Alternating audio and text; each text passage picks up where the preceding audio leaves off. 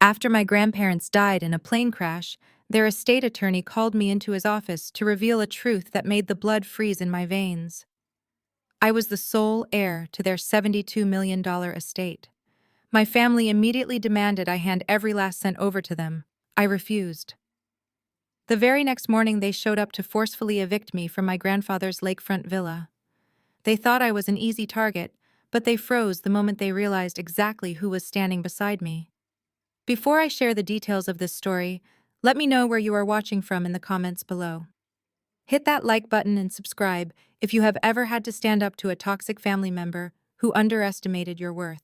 The morning peace of the lake house shattered with a violent, deafening crash. I was sitting quietly at the massive marble kitchen island, holding a warm mug of dark roast coffee, watching the morning mist roll off the water through the floor-to-ceiling windows. I had spent my entire life evaluating structures. As a 35-year-old architectural appraiser, it was my job to look past the fresh paint and expensive fixtures to find the hidden rot, the sinking foundations, the foundational lies that a building tried to hide. I had spent years applying that exact same analytical gaze to my own family, recognizing the deep, irreparable cracks in our dynamic. I just never expected them to bring a hammer to the glass themselves. The sound of shattering glass echoed through the sprawling 10-bedroom villa as the heavy patio door was brutally smashed in. I did not flinch. I simply took another slow sip of my coffee. Heavy footsteps stomped across the pristine antique hardwood floors. Jamal, my younger sister's husband, marched into the foyer with all the unearned swagger of a man who spent other people's money. He was an African-American man with a blindingly charismatic smile and a wardrobe of tailored designer suits, a man who currently ran a luxury car dealership that was secretly hemorrhaging cash. Following closely behind him was my father, Richard. My father had always carried himself like a corporate titan, but his arrogant stride was a desperate mask to hide the mountain of corporate debt he was drowning in. Jamal sneered as he dropped a heavy stack of flattened cardboard moving boxes directly onto the polished floor, the rough cardboard scraping against the delicate wood. They had actually bypassed the security gate code and decided that breaking a window was the most appropriate way to announce their arrival. They felt entitled to every square inch of this property, completely blind to the reality of the situation. The heavy mahogany front door swung open a moment later, and my mother Beverly stepped inside. She bypassed the broken glass with a look of utter disgust, her designer handbag clutched tightly against her chest. She had always been a woman obsessed with status country club memberships and maintaining the illusion of absolute perfection. From the time I was a little girl, I was the designated family scapegoat. I was the quiet, observant middle child who chose to build an independent career rather than rely on my parents' conditional handouts. My mother looked me up and down, her eyes full of the same toxic disdain I had endured for 3 decades. "Pack your cheap clothes and get out, Clara," Beverly demanded, her voice sharp and echoing through the vast, quiet house. "This house is for the real family now." Right on cue, my younger sister Audrey pushed her way past our mother. Audrey was the undeniable golden child of our family. She had been pampered, protected, and entirely funded by our parents since the day she was born. She had never worked a day in her life, perfectly content to live in the shadow of my parents' wealth while maintaining her superficial lifestyle. "You are 35 and single, Clara," Audrey complained, crossing her arms and glaring at me as if my mere presence was an offensive odor. "What do you need a 10-bedroom villa for? To store your dusty appraisal books? I have Jamal and the twins. We need the space." I looked at my sister, taking in her pristine blowout and her expensive tennis outfit. She genuinely believed that her status as a mother entitled her to strip me of everything. She felt no shame in bringing her husband to physically intimidate me out of a home I had spent countless summers repairing and maintaining alongside my late grandfather. Beverly stepped closer to the kitchen island, slamming her manicured hand against the marble to get my attention. "Your grandfather was senile at the end. He did not mean to leave a $72 million estate to the family's biggest disappointment." Her words were meant to cut me to the bone, to trigger the old childhood wounds that had once kept me compliant and silent. But the woman sitting at the counter was no longer a frightened girl seeking her mother's approval. I was an independent architectural appraiser. I knew the value of things, and I knew the value of myself. My grandfather Theodore had been a self-made billionaire, a man of incredible vision, who saw right through the sycophantic greed of his own son and the superficial entitlement of his daughter-in-law. He had spent his final years quietly observing how they treated me, how they dismissed my hard work while throwing endless funds at Jamal's failing business ventures and Audrey's luxurious demands. I set my coffee mug down. The ceramic clinked softly against the stone countertop. I reached out and opened the sleek leather folder resting beside my hand. I pulled out a heavy notarized document bearing the official seal of the state and slid it across the cool marble toward my mother. "Actually, Mom," I said, my voice dangerously calm and completely devoid of the panic they were so desperate to provoke. "Grandpa was not senile. He was thorough. I hold the absolute deed transferred to an LLC in my name 3 years ago. You are trespassing." Beverly stared at the certified document, the color draining rapidly from her face as her eyes scanned the unmistakable legal jargon and the undeniable signature of my late grandfather. For a fraction of a second, the illusion of her control shattered. She looked toward my father for backup, expecting Richard to immediately crush my defiance with his usual booming authority. But it was Jamal who stepped forward. The charming, easygoing smile he used to sell overpriced sports cars had vanished, replaced by a cold, predatory smirk. He reached into the inside pocket of his tailored jacket and pulled out a crumpled, hastily folded legal document. He tossed it onto the island right on top of my deed. "That is funny, Clara," Jamal said, his voice dripping with condescension as he leaned over the counter to invade my personal space. "Because your dad and I just filed an emergency injunction with the probate court. Your bank accounts are frozen as of 8 o'clock this morning." My fingers remained perfectly steady as I reached for my phone resting on the marble countertop. I did not break eye contact with Jamal as I unlocked the screen and tapped the familiar blue icon of my banking application. The loading circle spun for a fraction of a second before the screen refreshed. The numbers stared back at me in stark glowing white against the dark background. $0, 0 cents, 0 available credit. The screen displayed a solid wall of nothingness. My checking account was empty. My business operating account was empty. My emergency savings were completely wiped out. A bright red banner flashed across the top of the screen, indicating a critical fraud freeze initiated by a primary account holder. I slowly looked up from the screen, turning my gaze to my father. Richard stood there with his arms crossed over his chest, wearing the smug, satisfied expression of a predator who had just cornered his prey. "You forgot about the old college saver account, Clara," my father said, his voice echoing loudly in the cavernous kitchen. "When you were 16 and working those ridiculous summer jobs to buy your own school clothes, you needed a parent to co-sign the account. I never removed my name as your guardian. This morning I walked into the local branch and triggered a massive federal fraud alert. I told the bank manager that my daughter was experiencing a severe psychological breakdown and was actively attempting to launder money stolen from a deceased relative.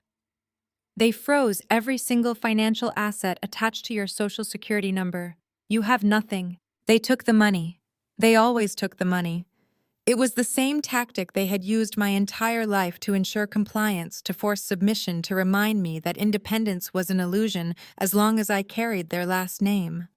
They starved the disobedient child while feeding the golden one." Jamal leaned heavily against the kitchen island, oozing the fake practice charm he used to hustle desperate buyers on his car lot. He weaponized the past, bringing the events of exactly 48 hours ago crashing into the present. "You brought this on yourself," Clara, Jamal said, shaking his head with a theatrical sigh. He paced across the hardwood floor, his expensive leather shoes clicking rhythmically. "We are a family. You should have done the right thing at the reading of the will. You should have signed that power of attorney in the parking lot right after Attorney Harrison read that ridiculous document. You saw how upset your mother was. You saw your sister crying. My dealership needs a cash injection to survive the quarter, and your sister deserves the lifestyle she was promised since she was a little girl. Don't be greedy." Greedy, the absolute audacity of the word hung in the air. I closed my eyes for a brief moment, remembering the violent chaos in the rain-slicked parking lot outside the law office just 2 days ago.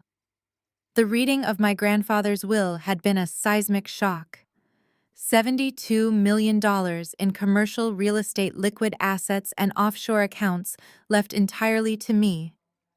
My family had ambushed me the second I stepped out of the building. My father had physically grabbed my shoulder, trying to yank my leather briefcase away from me in the pouring rain, screaming that there had been a clerical error. Audrey had thrown a tantrum on the wet pavement, sobbing hysterically that she had already ordered a custom swimming pool for her backyard based on the inheritance she assumed she was getting. Beverly had just stared at me with pure venom, telling me I was a thief for accepting money that rightfully belonged to her favorite daughter. "You think you can outsmart us?" My father continued, stepping closer to the kitchen island, invading my space with his towering height. "You think because your grandfather lost his mind and put your name on a piece of paper that you suddenly hold the cards. You do not. You have zero leverage, zero resources, zero family." He looked at his expensive gold watch, tapping the glass face with his index finger. "I called the utility companies an hour ago." He stated, his voice devoid of any paternal warmth. "I informed them that Theodore passed away and that the estate is in contested probate. I told them the house is unoccupied and requested an immediate disconnection of all services to prevent electrical hazards. The power grid will be cut in exactly 10 minutes. The water will follow. You have no money to buy food. You have no electricity to keep the lights on. You have no heat to keep this massive house warm." My mother finally spoke, her voice laced with absolute contempt as she looked at my simple tailored clothing. "Sign the estate over to us by Friday, Clara. Sign it, or you can sit in the dark and starve like the stubborn, ungrateful child you have always been. This is your last chance to be part of this family." They turned their backs on me. They did not wait for a response, confident that isolation and fear would break me, just as it had broken every other obstacle in their path. The heavy mahogany front door slammed shut behind them, the sound reverberating like a gunshot through the empty villa. I heard the synchronized revving of their luxury SUV engines outside, followed by the crunch of gravel as they drove away, leaving me entirely alone. The house went dead silent. 5 minutes later, the faint, persistent hum of the massive double-door refrigerator stopped.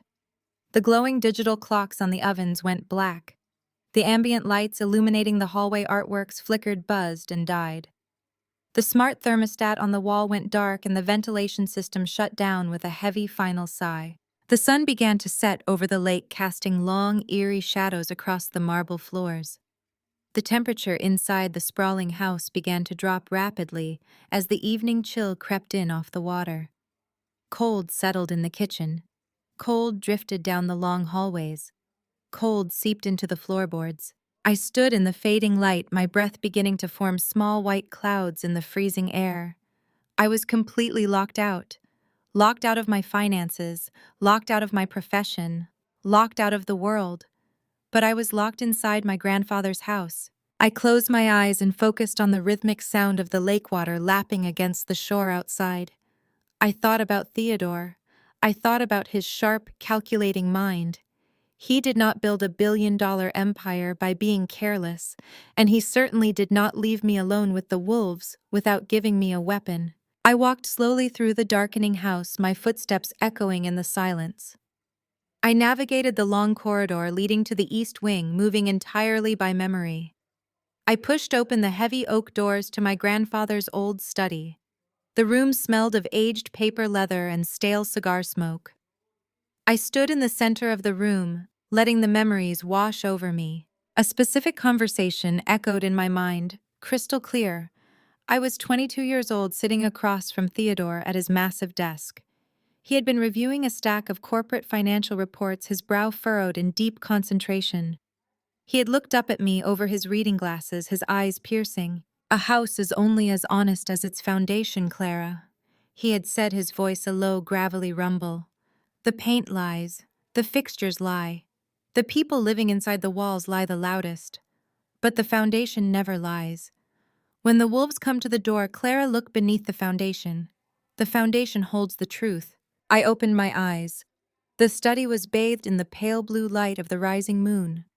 I looked down at the floor. The antique cherry wood floorboards were perfectly aligned except for a small section near the heavy stone fireplace, where a heavy Persian rug usually rested. I had rolled that rug away months ago for cleaning and never put it back. I turned and walked back through the dark house, heading straight for the attached garage. The air in the garage was bitter cold. I ran my hands along the metal tool bench until my fingers wrapped around the cold, heavy iron of a rusted crowbar. The weight of the metal felt grounding, solid, and incredibly real. I marched back to the study. I dropped to my knees beside the fireplace, ignoring the biting cold of the floor against my skin. I wedged the sharp, flattened edge of the iron crowbar into the microscopic seam between two cherry wood floorboards. I took a deep breath, braced my shoulders, and pulled back with all my strength. The wood groaned, the iron slipped. I adjusted my grip, leaning my entire body weight onto the lever. The antique nails shrieked in protest. Splinter by splinter, the beautiful wood gave way. The physical exertion burned in my arms, but I did not stop. The tearing sound of the wood was the physical manifestation of breaking my family apart, of tearing up the pristine surface to expose the rot underneath. I ripped the first board away, tossing it aside. I jammed the crowbar into the next board, prying it up with a violent crack. Dust plumed into the moonlit air, catching in my throat. I tore up a third board, then a fourth, my hands blistering from the friction of the iron bar. Beneath the subflooring, nestled between the heavy wooden joists, was a dull gray metal box. It was a recessed wall safe installed directly into the foundational structure of the house. I dropped the crowbar and reached down, brushing the decades of accumulated dust away from the digital keypad. The battery backup indicator blinked a faint, reassuring green. I did not need to guess the combination. Theodore never used birth dates or addresses. He only cared about the day he secured his first major commercial patent, the day his empire truly began. I punched in the 6-digit sequence. The keypad chirped, and a heavy mechanical clunk echoed from deep within the metal box. I gripped the recessed handle and pulled. The heavy door swung open, revealing a dark velvet-lined interior. There were no stacks of cash. There were no gold bars. There were no stock certificates. There was only a single object sitting in the center of the safe. I reached down and my fingers brushed against smooth, worn leather. I pulled it out into the moonlight. It was a thick, black leather ledger bound with heavy stitching. The cover was unmarked, but the pages inside were dense and heavy. I sat back on my heels on the cold, ruined floor, my heart hammered against my ribs like a trapped bird. I cracked the heavy cover open. The first page was covered in my grandfather's meticulous, tiny handwriting. I squinted in the dim light, my eyes scanning the columns of numbers, dates, and corporate routing codes. I read the first entry, then I read the second. Then I saw the name listed next to a multi-million-dollar transfer. My breath caught in my throat. The cold completely vanished, replaced by a sudden rushing heat of pure adrenaline. I stared at the ink on the page, the undeniable concrete proof of a crime so massive it would destroy everything my father had ever built. I gasped, the sound loud and sharp in the empty, silent house. The chill of the unheated house bit into my skin, but I barely felt it. I needed more light. The pale moonlight filtering through the bare windows of the study was not enough to decode the dense columns of numbers. I reached my blistering hands back into the cold steel cavity of the wall safe. My fingers brushed against a heavy brass flashlight and a small box of wooden matches resting beside a thick emergency candle. My grandfather had always been a man who prepared for the absolute worst. I struck a match against the abrasive side of the box. The sharp scent of sulfur cut through the stale air as the flame flared to life. I lit the thick wick of the candle and set it on the dusty floorboards beside me. The warm golden glow illuminated the heavy pages of the black leather ledger. This was not just a simple accounting book. It was a weapon.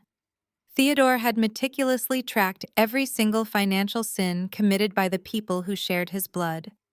I turned the thick cream-colored pages, my eyes scanning the perfectly aligned rows of black ink. I flipped to a section labeled with Jamal's name. Jamal had spent the last 5 years strutting around family dinners in bespoke Italian suits, loudly bragging about his self-made success. He loved to hold court, swirling a glass of expensive scotch, boasting about his luxury import car dealership. He painted himself as a brilliant entrepreneur, a man who had built an empire from the ground up. Audrey wore his supposed success like a badge of honor, using it to look down on my modest, quiet life as an appraiser. The ledger told a completely different story. I traced my finger down the column of figures, my heart hammering against my ribs. Jamal had never secured a commercial line of credit from a legitimate federally regulated bank. No respectable financial institution would have touched his reckless business model. Instead, he had gone to Theodore begging for a lifeline. But my grandfather had not simply handed over a check. Theodore had created a labyrinth of corporate entities and shell companies to mask the transaction. One specific entity, Apex Holdings, caught my attention. I read the details of the contract Theodore had meticulously summarized on the page. Apex Holdings held a massive ironclad commercial lien against Jamal's dealership, $4 million, and Theodore had structured the debt with absolute ruthlessness. There were no grace periods. There were no renegotiation clauses. A single missed payment or a demand for immediate collection would trigger a total default, allowing the creditor to seize every single asset, every luxury car on the lot, and the property itself. The realization hit me with the force of a physical blow. Apex Holdings was a wholly owned subsidiary of my grandfather's primary estate. And since I had inherited the entirety of the estate, Apex Holdings belonged entirely to me. I was Jamal's primary creditor. I held the leash to his entire fake empire. The fear that had gripped me when my father froze my bank accounts completely vanished. It was replaced by a cold, calculating surge of power. They thought they had trapped me in this freezing dark house. They thought cutting off my electricity and freezing my modest checking account would break my spirit. They had absolutely no idea that I was sitting on the trigger to a financial bomb that would obliterate their entire reality. I needed to mobilize. I reached back into the wall safe, digging past the ledger. Beneath a false bottom, my fingers closed around thick, tightly banded stacks of paper. I pulled them out into the candlelight. They were stacks of crisp $100 bills, $50,000 in untraceable emergency cash. Theodore had known exactly what Richard would do. My grandfather had anticipated the frozen accounts and the cut utilities. He had left me a lifeline they could not touch. Tucked beneath the cash was a cheap plastic prepaid cell phone. It was fully charged. Taped to the back of the dark plastic casing was a single phone number written in Theodore's distinctive slant. It was the direct private line for Attorney Harrison. I powered on the device. The bright artificial light of the screen was blinding in the dark study. I punched in the numbers and pressed call, listening to the digital ringing echo in the dead silence of the villa. Harrison answered on the second ring. His voice was thick with stress and exhaustion. He did not bother with pleasantries. He immediately launched into a frantic explanation, telling me he was already drafting emergency motions to fight my father's fraudulent injunction, warning me that my accounts were completely locked down. I cut him off. My voice was steady, hard, and entirely unrecognizable to my own ears. "Harrison, stop," I commanded. "I found the wall safe in the study. I have the black ledger." The line went completely dead.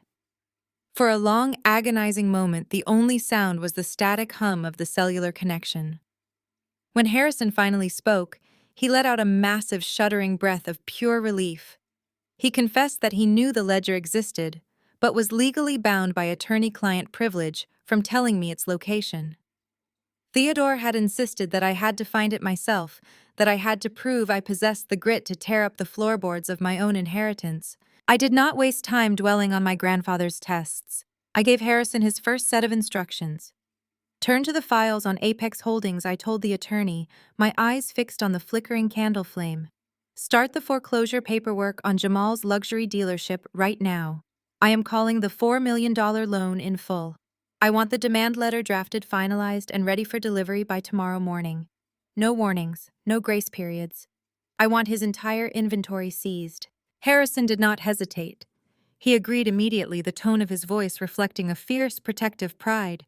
But his professional excitement was instantly overshadowed by a dark, urgent warning. "I will have the foreclosure documents ready," Clara Harrison said, his voice dropping to a grave whisper. But we have a much more immediate problem. The financial freeze your father initiated was only the first phase of their attack. They are not just trying to starve you out, they are actively coming for your freedom. I gripped the plastic phone tighter, the edges biting into my palm. I demanded to know what he meant. Harrison explained the trap they had set.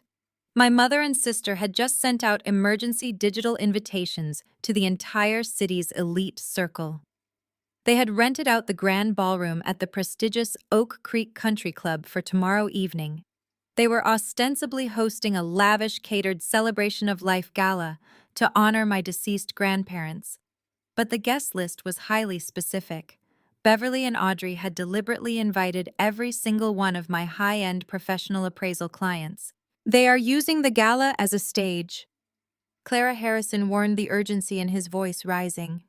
They are actively spreading a narrative to your clients and the community that the grief of losing your grandparents has completely shattered your mind.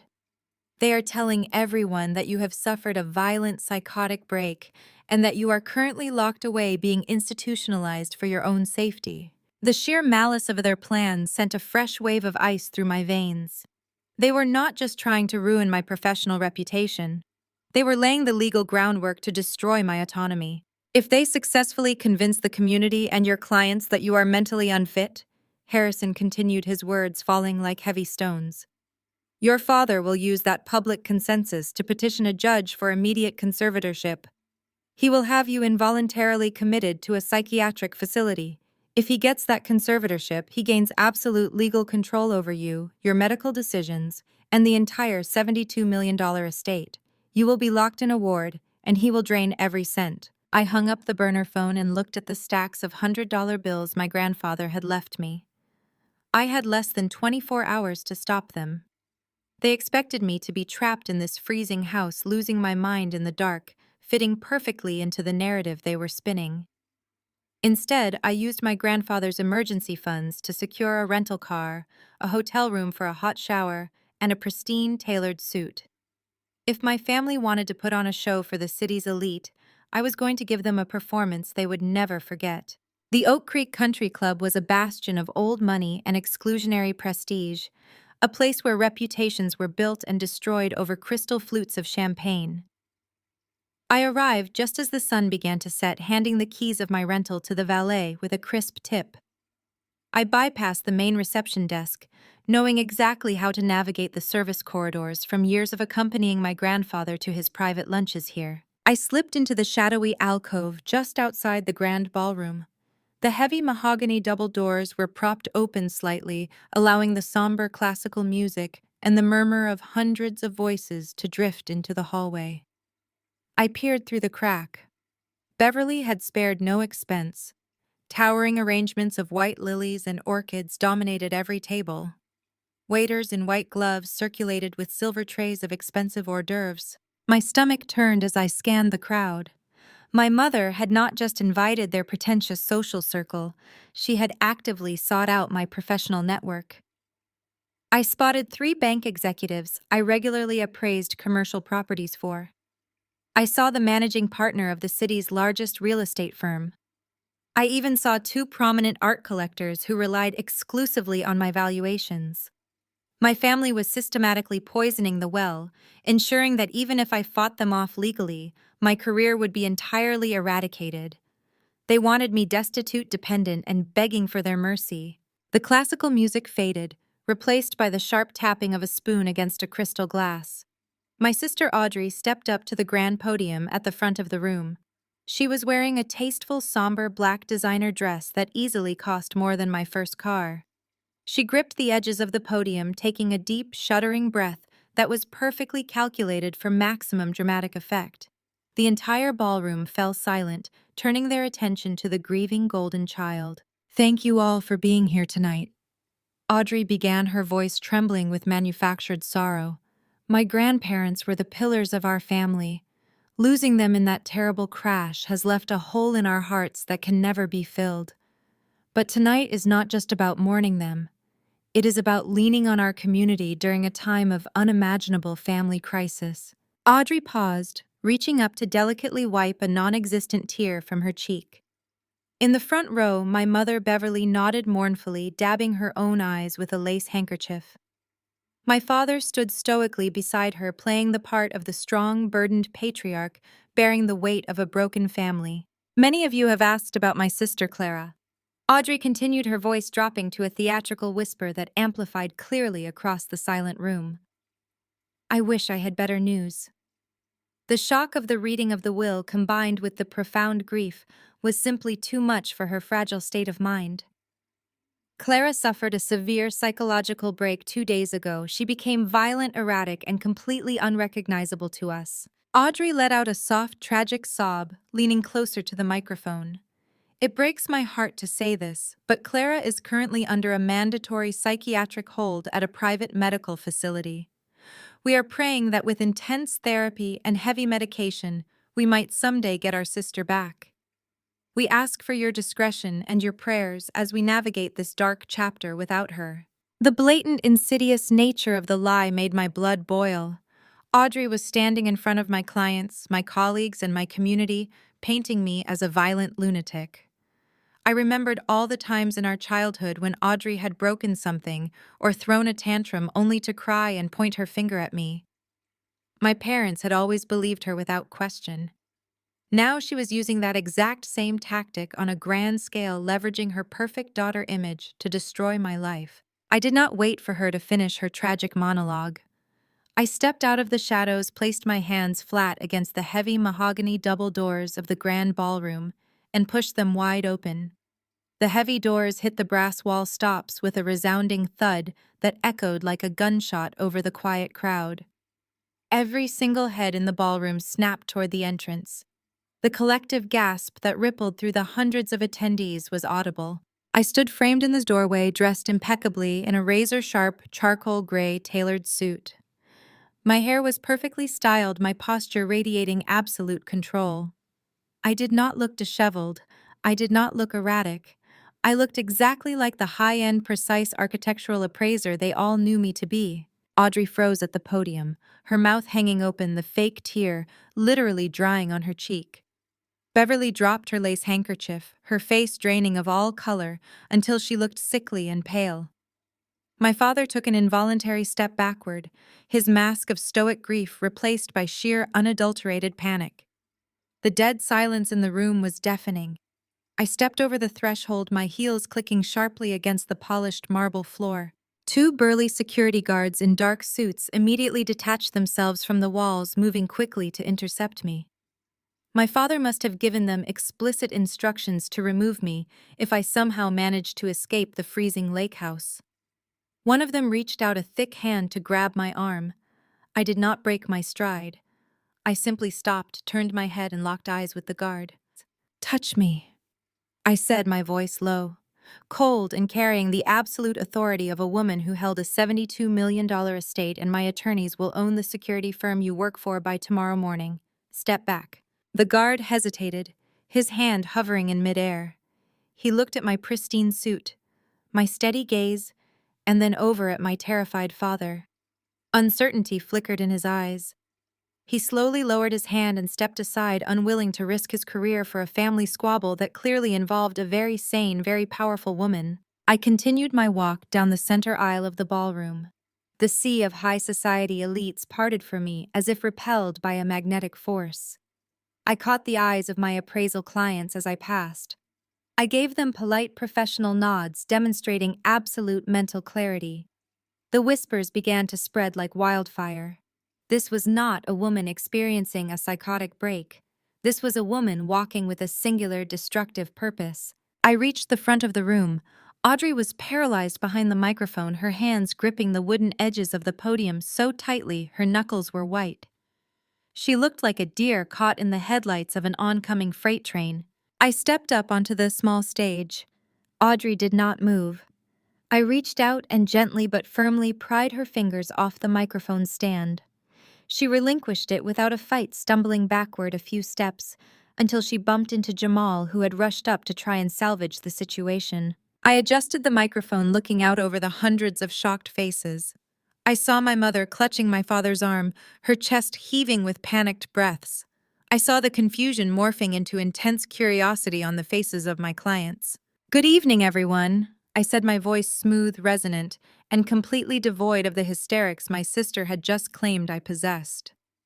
I apologize for my late arrival. Navigating the sudden complexities of a $72 million estate can be quite time-consuming. The mention of the exact dollar amount sent a fresh wave of murmurs through the crowd. I let them process the number, establishing exactly who held the power in the room. As you can clearly see, I continued offering the crowd a warm, perfectly practiced smile. The rumors of my institutionalization have been greatly exaggerated. I assure you, my mind is exceptionally clear. In fact, reviewing my late grandfather's financial ledgers has given me more clarity than I have had in years. I let the smile drop from my face. The warmth vanished, replaced by a gaze so icy it practically lowered the temperature of the room. I slowly turned my head away from the crowd, locking my dead-eyed stare directly onto my brother-in-law. "But speaking of things falling apart," I said, my voice dropping to a lethal carrying register. Jamal visibly swallowed his charismatic mask, completely slipping away to reveal the terrified fraud underneath. I descended the 3 carpeted steps from the podium. The heavy silence in the grand ballroom was absolute, save for the sharp, rhythmic click of my heels against the polished marble floor. Jamal stood frozen next to a massive ice sculpture centerpiece, his perfectly tailored Italian suit suddenly looking like a cheap costume draped over a hollow mannequin. The confident, arrogant swagger he had paraded through my grandfather's house just a day ago had entirely evaporated. I stopped precisely 2 feet away from him, invading his personal space, just as he had done to me in the kitchen of the lake house. From the inside pocket of my charcoal blazer, I retrieved a sleek, heavy cardstock envelope. It was deeply embossed with the official gold seal of Attorney Harrison's law firm. I held it out. Jamal stared at the thick parchment as if it were a venomous snake. When he refused to take it, I simply tapped the stiff edge against his chest, forcing him to instinctively bring his hands up to catch it before it hit the floor. "I thought you would want to know, Jamal," I said, projecting my voice just enough so the front 2 rows of tables could hear every single syllable. The bank executives and real estate moguls leaned in, their eyes darting between us, sensing blood in the water. "That $4 million debt holding your luxury dealership afloat, you never secured that from a legitimate, federally regulated bank. No respectable underwriter would have touched your business model. You begged my grandfather for a lifeline, and he buried your catastrophic financial failure in a holding company called Apex Holdings." Jamal's eyes darted frantically around the room, searching for an exit, searching for a lie that could save him. The sweat began to bead on his forehead, catching the light of the cascading crystal chandeliers overhead. "And since the absolute deed and all subsidiary assets of the estate were transferred directly to me," I continued, my tone conversational, but razor sharp, "that holding company is now mine. As of this exact moment, I am calling in the loan in full. You are officially in default. You have 24 hours to produce $4 million in liquid cash, or the bank seizes your entire inventory, your property, and every single asset attached to your fraudulent name." The collective gasp from the surrounding tables was audible. A prominent local investor, a man who had been entertaining a major commercial partnership with Jamal just last week, set his champagne flute down with a sharp clink and physically stepped away from the table. In high society, financial contagion was the only thing feared more than public scandal. Jamal was instantly toxic. "Clara, wait, we can discuss this," Jamal stammered, his voice cracking. The smooth, predatory cadence he used to intimidate me was entirely gone. "You cannot just seize my business. I have clients. I have massive international orders pending."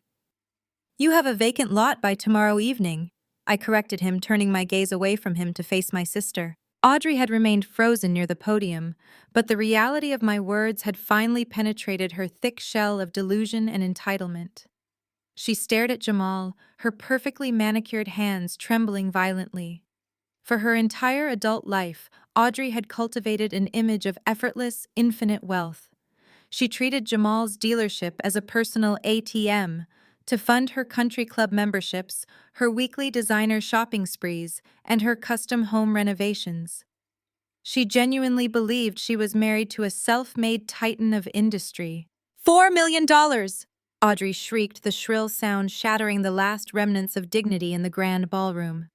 She lunged forward, grabbing Jamal by the lapels of his suit jacket, uncaring that half the city's elite were watching. You told me the business was expanding across the state. You told me the dealership was generating record profits. You went begging to Grandpa for money behind my back. Keep your voice down, Audrey, Jamal hissed, trying desperately to pry her hands off his chest. Everyone is watching us. I do not care who is watching, Audrey screamed, her face turning a mottled, furious red. The poised, grieving granddaughter who had been weeping delicately at the microphone mere minutes ago was entirely gone. In her place was a terrified, materialistic woman, watching her entire identity burn to ashes in real time. You lied to me for years. We have a second mortgage on the house. We have the twins' private school tuition due next month.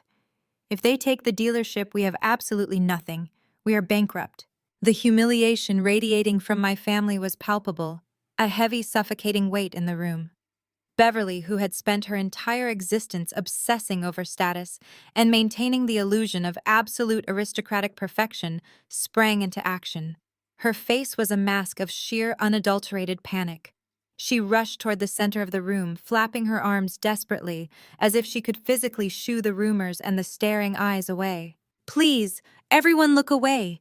It is just a misunderstanding, Beverly pleaded, her voice cracking with desperation. She grabbed the arm of a passing waiter, nearly knocking a silver tray of appetizers to the floor. Start serving the main course immediately. Play the music. Turn the string quartet back on right now. The string quartet musicians huddled in the far corner of the ballroom simply stared at her, their bows lowered to their sides. No one was going to play classical music over this spectacular meltdown. The high society crowd was completely mesmerized. The commercial bankers I regularly worked with were already pulling out their phones, likely sending urgent emails to their risk management departments to sever any remaining financial ties with my father's corporate entities. My mother's worst nightmare had materialized. The family was not just exposed. They were the evening's primary entertainment. Clara, how could you do this to your own sister? Beverly turned on me, her eyes wide with frantic, toxic fury. You are destroying her family over a petty, jealous grudge. I did not take out a $4 million secret loan, Mother, I replied, my voice carrying the steady, objective weight of a commercial property appraisal. I am simply collecting a legally binding debt. If Audrey's lavish lifestyle was built on a foundation of lies and unpaid bills, that is a structural failure of her own making. I am just the person holding the flashlight. I did not wait for Beverly to formulate another excuse. I had delivered the first strike and the impact had been flawless. The golden child was exposed as a dependent married to a fraud. The matriarch was publicly stripped of her flawless reputation. I turned my back on the chaos. Audrey was still screaming at Jamal, hitting his chest with her expensive clutch purse, while Jamal desperately tried to drag her toward the side exit to escape the hundreds of staring eyes. I walked back down the center aisle, feeling a profound, incredible sense of lightness. For 35 years, I had walked on eggshells, minimizing my own success and swallowing their toxic abuse to maintain a false peace. I had let them convince me that my independence was a flaw, that my analytical nature was a defect. Walking toward the mahogany double doors, I finally understood that my grandfather had not just left me a monetary fortune. He had handed me the power to liberate myself from their control. The air felt crisp and clear. The heavy, cloying scent of the floral arrangements no longer choked me. I pushed past the two security guards who immediately stepped back, refusing to make eye contact with me. I reached the foyer, the plush red carpet muffling the sound of my footsteps. I was steps away from the valet stand, steps away from leaving this toxic family entirely in my rearview mirror. But as I reached for the brass handle of the main exit door, a heavy, familiar hand clamped down on my wrist with crushing force. I stopped. I did not pull away immediately, refusing to give him the satisfaction of seeing me flinch. I turned my head slowly. Richard stood there, physically blocking my path to the exit. Unlike Beverly, who was currently drowning in public humiliation, and unlike Jamal, who had completely shattered under the weight of his exposed fraud, my father was not panicking. His broad shoulders were relaxed, his posture was completely composed, and he was smiling. It was not a smile of defeat. It was the wicked, calculated smile of a corporate titan who had just drawn a royal flush. The sudden chilling calm radiating from him sent a sharp warning spike through my adrenaline-fueled victory. My father had spent his entire life crushing competitors and manipulating corporate law to serve his own greed. He did not care about Beverly's country club reputation. He did not care that Audrey was currently having a public breakdown. He only cared about the money and the power. He stepped into my personal space, his towering height casting a long shadow over me in the dimly lit foyer. The ambient noise from the ballroom behind us seemed to fade away, leaving only the sound of his steady, deliberate breathing. He leaned down, bringing his face dangerously close to mine. I could smell the expensive scotch on his breath and the sharp tang of his designer cologne. "You think you are smart, Clara?" Richard whispered, his voice a low, lethal rasp right beside my ear. "You think you can waltz in here, throw around a little paperwork, and take my empire? You think finding a dusty old ledger makes you a strategist?" He tightened his grip on my wrist, his thumb digging painfully into my pulse point. "I submitted a revised, backdated will to the probate judge this morning." Richard continued, his whisper dripping with absolute malice. "The document is flawless. The witnesses are entirely bought and paid for. They have already provided sworn, notarized affidavits stating that Theodore was severely incapacitated when he drafted that original document leaving the estate to you. They swore under oath that you systematically isolated him, manipulated his medication, and forced his signature." My blood ran cold. The sheer scale of the perjury he was describing was staggering. "You will not be foreclosing on any dealerships, Clara," my father whispered, his wicked smile widening into a predatory grin. "You will be in a jail cell for elder abuse and massive estate fraud by Monday." My father's words hung in the suffocating air of the country club foyer. He released my wrist, his grip leaving a faint, stinging red mark against my pale skin. He adjusted his silk tie, gave me one last look of absolute arrogant victory, and turned on his heel to walk back into the grand ballroom. He was ready to play the part of the grieving, burdened patriarch to perfection. I did not freeze. I did not crumble. I walked out the heavy glass doors into the cool night air, handed the valet my ticket, and drove straight to a neon-lit diner on the gritty edge of the city limits. The diner smelled of stale coffee, burnt grease, and industrial floor cleaner. It was a jarring, abrasive contrast to the orchids and expensive champagne I had just left behind, but it was exactly what I needed. I needed reality. I needed solid ground. I walked past a tired waitress wiping down the counter and slid into a cracked red vinyl booth across from Attorney Harrison. He looked terrible. The sharp professional lawyer I knew was gone.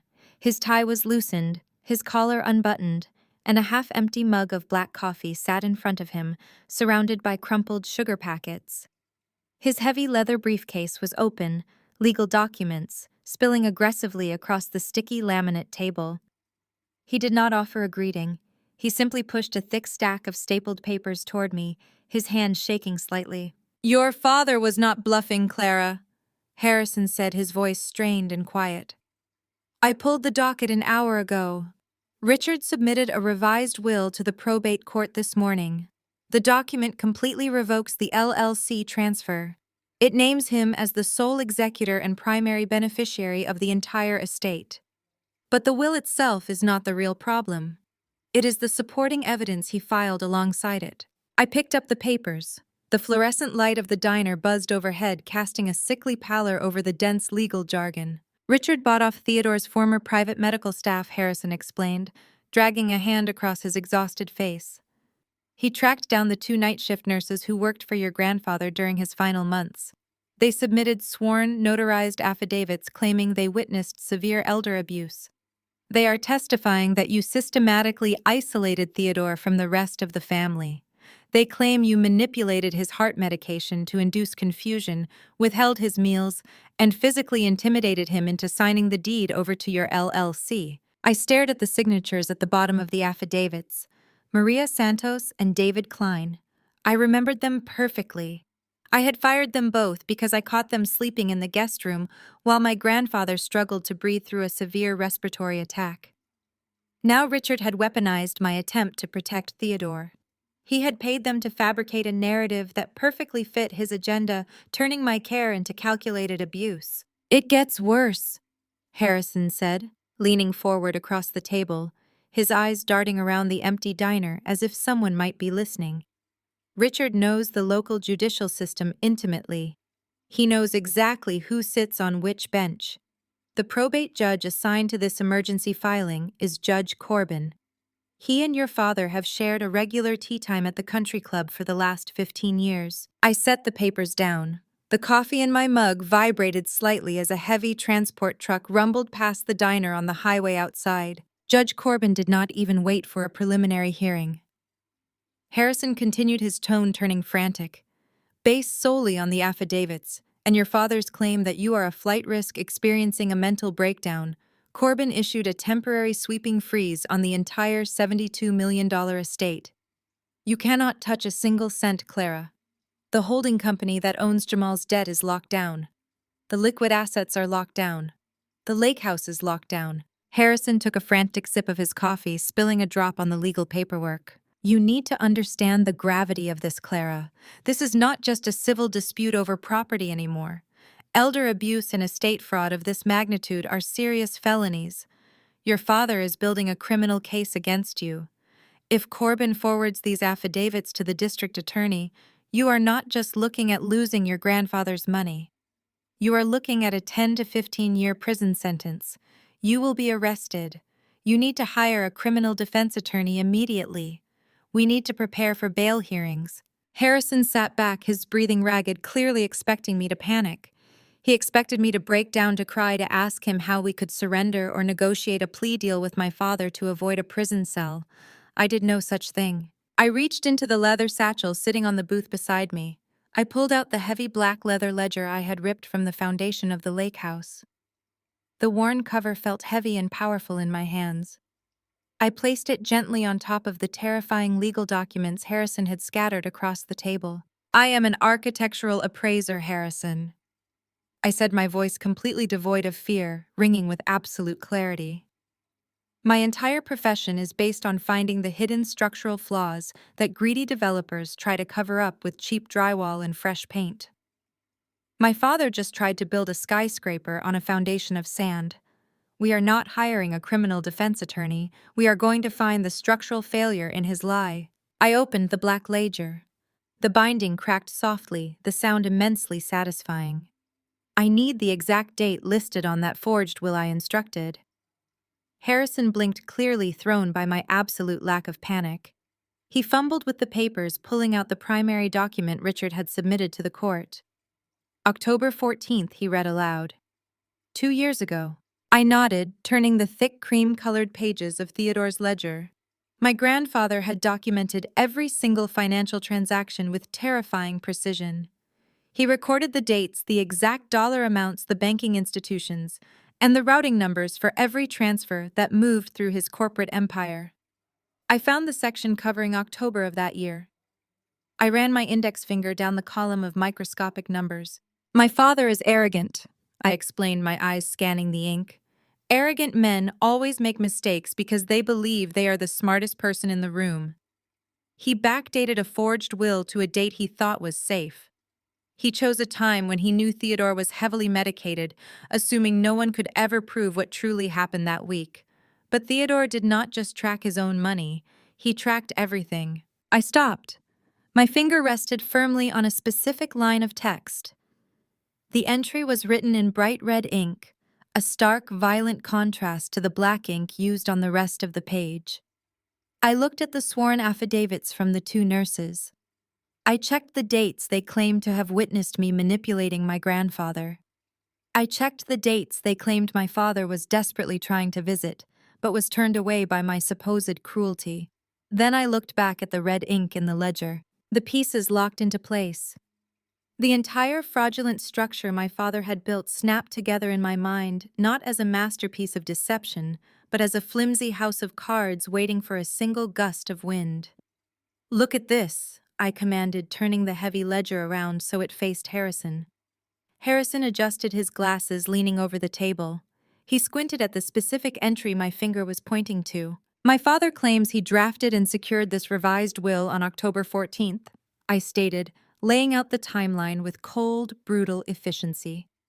The nurses swore under penalty of perjury that Richard was present at the lake house that entire week, fighting for access to Theodore, while I allegedly kept him locked away." Harrison nodded slowly, reading the red ink. "But Theodore's ledger tells a completely different story," I continued. "This red ink indicates unauthorized withdrawals. Theodore had set up silent monitoring on his corporate holding accounts. My father did not know Theodore could see the money moving." I tapped the page emphatically. "On October 12th, 13th, and 14th, massive wire transfers were initiated from Theodore's primary corporate accounts. The money did not go to any legitimate vendor. It went to a series of offshore shell companies." Harrison's eyes widened behind his glasses. He looked from the ledger to the forged will, then back to the ledger. "My father was not at the lake house drafting a legal document," I said, the victory tasting metallic and sharp in my mouth. "He was in the Cayman Islands. He was physically out of the country setting up the offshore accounts to hide the money he was actively stealing from his own father. Theodore tracked the IP addresses and the routing numbers. He knew exactly where Richard was." I flipped the page, revealing a supplementary document Theodore had folded into the ledger. It was a formal letter of correspondence with the United States Department of the Treasury. I leaned back against the red vinyl booth. "Harrison, look at these offshore transfers. Dad didn't just forge a will. He has been embezzling from Grandpa's corporate accounts for a decade, and he just tied the forged will to a federally flagged account." Harrison stared at the open ledger, his eyes darting between the red ink of Theodore's meticulous tracking and the printed date on Richard's forged will. The realization of the colossal fatal error my father had made hung heavy in the stale diner air. Filing a fraudulent will was a state crime, but backdating it to align exactly with unauthorized multi-million-dollar offshore wire transfers elevated the situation to a massive federal offense. Richard had inadvertently handed us the very rope needed to hang him, but presenting a ledger to a corrupt probate judge who shared tea times with my father was a risk I refused to take. Judge Corbin could easily seal the documents, delay the hearings, or claim the ledger itself was a fabrication. I needed something irrefutable. I needed my father's own arrogance caught on record, confirming his intent to extort me using the forged affidavits. I needed him to feel so incredibly victorious that he would stop hiding behind his expensive lawyers and admit his victory out loud. I looked at Harrison and outlined exactly what I was going to do. I did not need a criminal defense attorney. I needed a high-grade microscopic digital audio recorder, and I needed my family to believe they had completely broken me. By sunrise the next morning, my disguise was flawless. I had spent the night in a cheap motel, ensuring I got absolutely no sleep. I wore the same tailored suit from the country club, but I had deliberately slept in it, leaving the expensive fabric severely wrinkled and unkempt. I scrubbed my face completely clean of makeup, allowing the dark, bruised-looking circles under my eyes to show prominently against my pale skin. I messed up my usually immaculate hair, letting it hang limp and tangled around my shoulders. Staring into the cracked bathroom mirror, I looked exactly like a desperate, terrified woman who had spent the entire night visualizing the inside of a prison cell. I pulled out my phone and sent a single text message to the family group chat. I told them I surrendered. I asked them to meet me at a neutral location to discuss terms. They chose an upscale, brightly lit artisanal coffee shop in the heart of the financial district. It was a place where they felt powerful, surrounded by the bustling energy of corporate wealth. I walked through the heavy glass doors, instantly spotting them at a large corner table. They looked like a pack of well-dressed vultures. Richard sat at the head of the table sipping a dark espresso, projecting the calm, terrifying aura of a victorious warlord. Beverly sat beside him, her posture rigid, her eyes scanning the room to ensure no one of importance was witnessing her interact with her disgraced daughter. Audrey and Jamal sat across from them. Audrey was scrolling through her phone with bored impatience, while Jamal continually checked his watch, a thin sheen of nervous sweat coating his forehead despite the air conditioning. I approached the table slowly, letting my shoulders slump. I physically shrank into myself, pulling the wrinkled edges of my blazer tighter around my chest. I sat down in the single empty chair opposite my father. I did not order anything. I just stared down at my trembling hands resting on the polished wood of the table.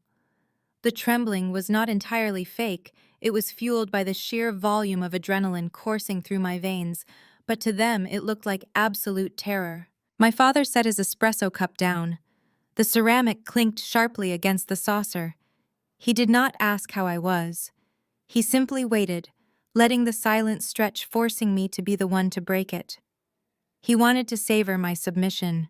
I took a shaky, uneven breath. I looked up, forcing my eyes to brim with moisture. I blinked and a single heavy tear spilled over my lower lash line, tracking slowly down my pale cheek. It was the performance of a lifetime born from 3 decades of learning exactly what they wanted to see from me. "I cannot fight you anymore," I said, my voice cracking perfectly, barely above a hoarse whisper. The audio recorder taped securely beneath my blouse captured every single vibrating syllable. I looked directly into my father's eyes, projecting total defeat. "The legal fees are too much, and I do not want to go to jail. You win. I will sign the estate over, including the lake house. I just want the criminal charges dropped. I just want to be left alone." The reaction was instantaneous and entirely predictable. The thick tension at the table evaporated, replaced by a suffocating cloud of toxic triumph. Beverly let out a sharp, derisive scoff. She adjusted her designer silk scarf, looking at my wrinkled clothes with unconcealed disgust. "It is about time you accepted your place in this family, Clara," she sneered, her voice dripping with venom. "You honestly thought you could outsmart your father. You have always been so hopelessly arrogant. Perhaps this humiliating little reality check will finally teach you some respect." Audrey immediately slammed her phone face down on the table, her eyes lighting up with unadulterated greed. She completely ignored my tear-stained face. She leaned forward instantly, transitioning into planning mode. Thank God, Audrey sighed dramatically, as if my threatened imprisonment had been a minor inconvenience to her schedule. "I can finally call the contractors back. The master suite at the lake house needs to be completely gutted. The fixtures Theodore chose are hideous. I am bringing in Italian marble for the bathrooms, and we need to expand the south deck before summer." Jamal interrupted her, completely ignoring his wife's grandiose renovation plans. His desperation had overridden his usual smooth charm. His eyes were wide and frantic, fixated entirely on the liquid assets. "Forget the deck, Audrey." Jamal snapped, his voice tight and urgent. "We need to prioritize liquidating Theodore's vintage car collection immediately. Those pristine classic Porsches and Mustangs sitting in the climate-controlled garage are worth at least $3 million at auction. I have a buyer lined up who will take the entire lot for cash by next week. I need that capital to cover my dealership expansions." Audrey's head snapped toward her husband, her flawless facade cracking to reveal pure fury. She glared at Jamal, the structural failure of their marriage suddenly visible for everyone at the table to see. "You are not touching those cars," Jamal, Audrey hissed, her voice rising in pitch. "That money is going toward the trust funds for the twins and my property investments. Your failing car lot is your own problem. Do not even think about using my grandfather's estate to bail out your ridiculous business mistakes." They began to bicker openly, snapping at each other with vicious, thinly veiled insults. They were literally fighting over the spoils before the ink was even dry, entirely blinded by their own avarice. They had no idea that Jamal's dealership was already functionally mine, or that his desperate need for $3 million was entirely futile against the $4 million commercial lien I was currently holding over his head. Richard slammed his hand flat against the table. The sharp impact silenced Jamal and Audrey instantly. My father did not care about their petty squabbles over cars and renovations. He cared about securing the prize. He reached into his sleek leather briefcase and pulled out a thick stack of legal documents. He slapped them down onto the table directly in front of me. He pulled a heavy gold fountain pen from his breast pocket and set it deliberately on top of the signature page. "Sign it," Richard commanded, his voice a low, threatening rumble. He leaned over the table, his eyes locked onto mine. "You sign away all rights to the estate. You formally acknowledge the revised will I submitted to the probate court, and you transfer the deed to the lake house back to my holding company. You do it right now, and I will make sure the nurses retract their statements. You hesitate, and I make the call to the district attorney before my coffee gets cold." I looked down at the gold pen. I looked at the densely typed legal jargon designed to strip me of everything my grandfather had built. I let my hand shake as I reached out my fingertips, brushing the cold metal of the pen. Beverly smiled, a cruel, satisfied curving of her lips. She thought she had won. They all did. I pulled my hand back, leaving the pen on the table. I sat up straighter. I let the trembling in my shoulders stop entirely. The fake tear had dried on my cheek. I looked at my father, dropping the mask of the terrified, broken daughter. "No," I said. The single syllable fell between us like a heavy stone. Richard's smile vanished.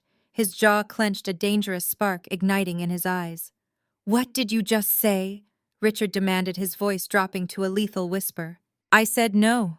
I repeated, my tone calm, clear, and unyielding. "I am not signing anything on a coffee shop table. If you want my signature, you are going to do this my way. Meet me at the lake house tomorrow morning at exactly 9 o'clock. We will do a final walk-through of the property together. I will hand over the physical keys, and I will sign the deed and the estate transfer documents in front of a licensed impartial notary of my choosing." My father stared at me, his eyes searching my face for any sign of a trick. But he was blinded by his own arrogance and his desperate need to finalize his total control over the $72 million. He truly believed he held all the power. He believed the threat of a prison cell had broken me into submission, and that this demand was simply my last pathetic attempt to maintain a shred of dignity. "Fine," Richard sneered, grabbing the legal documents and shoving them back into his briefcase. 9 o'clock tomorrow morning. Do not be late, Clara. The district attorney gets into his office at 9:15. He stood up, signaling the end of the meeting. Beverly, Audrey, and Jamal followed suit, looking at me with varying degrees of disgust and triumphant greed. They turned and walked out of the coffee shop, completely unaware that they had just walked blindly into a trap from which they would never escape. The drive back to the lake house was entirely silent. I kept the radio off, letting the rhythmic hum of the tires against the cold asphalt ground me. Somewhere in the city behind me, my family was undoubtedly celebrating their perceived victory. In their arrogant minds, I was returning to this quiet property to pack my belongings in shame, thoroughly defeated by the overwhelming weight of their legal threats and my father's ruthless intimidation. They believed the tearful surrender at the coffee shop was genuine. They believed they had finally put the rebellious, ungrateful daughter back in her rightful place. I parked my car in the gravel driveway and walked up the wooden steps to the wraparound porch. The night air was biting, carrying the sharp, clean scent of pine and deep water. I unlocked the heavy oak front door and stepped into the dark foyer.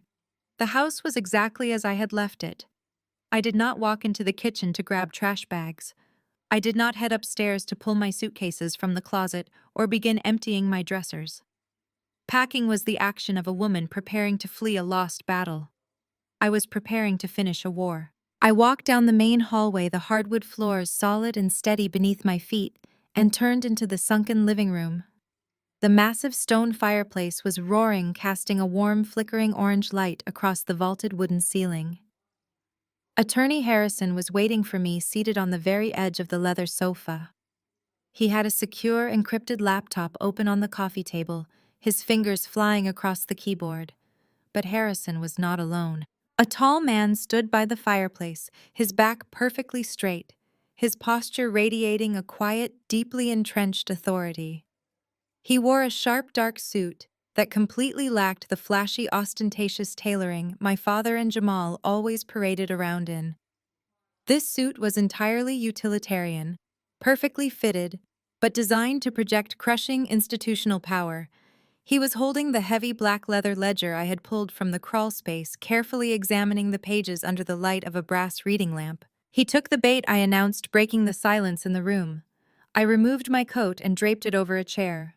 My father, Beverly, Audrey, and Jamal will all be here tomorrow morning at exactly 9 o'clock. They expect a full surrender of the deed and the keys. Harrison let out a long, heavy breath of relief, leaning back against the sofa cushions. The tall man by the fireplace slowly closed the ledger. The heavy thud of the leather cover echoed in the quiet room. He turned to face me. His eyes were sharp, analytical, and completely devoid of the condescension I was so used to seeing from men in my father's corporate circle. "Ms. Wilson," the man said, his voice a low, resonant baritone. "I am Special Agent Vance, Federal Bureau of Investigation White-Collar Crime Division.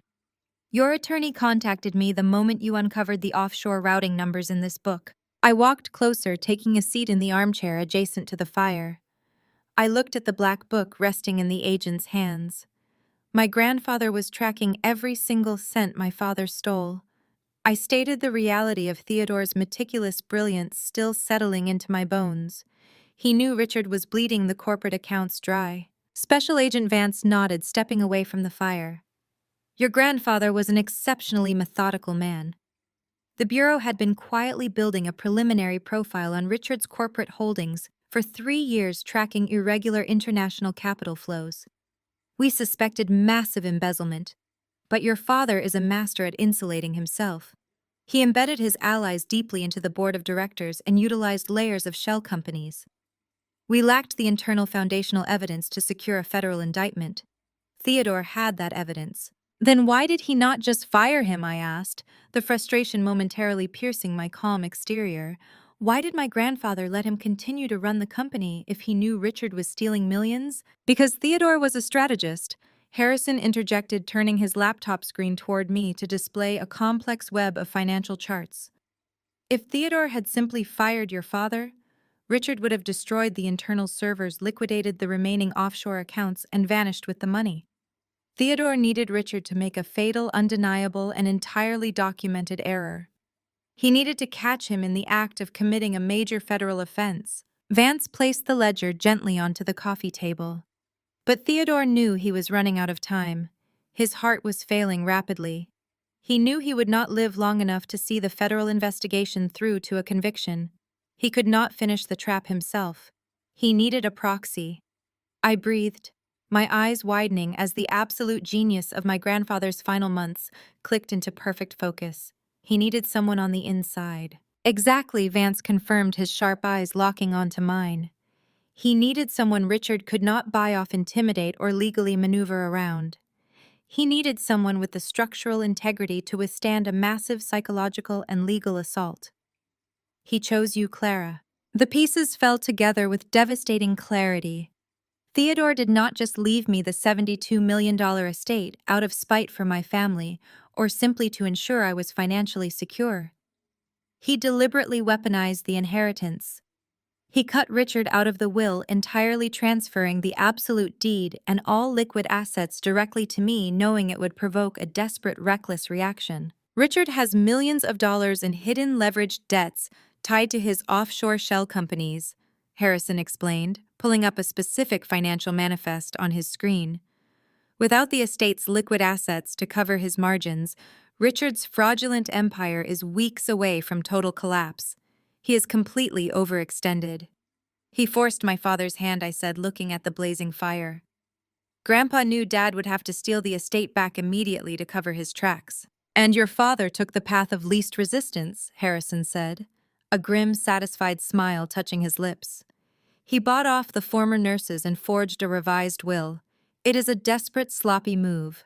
But Richard firmly believed his connections with Judge Corbin in the local probate court would push the paperwork through before anyone had the chance to verify the signatures or audit the medical timeline.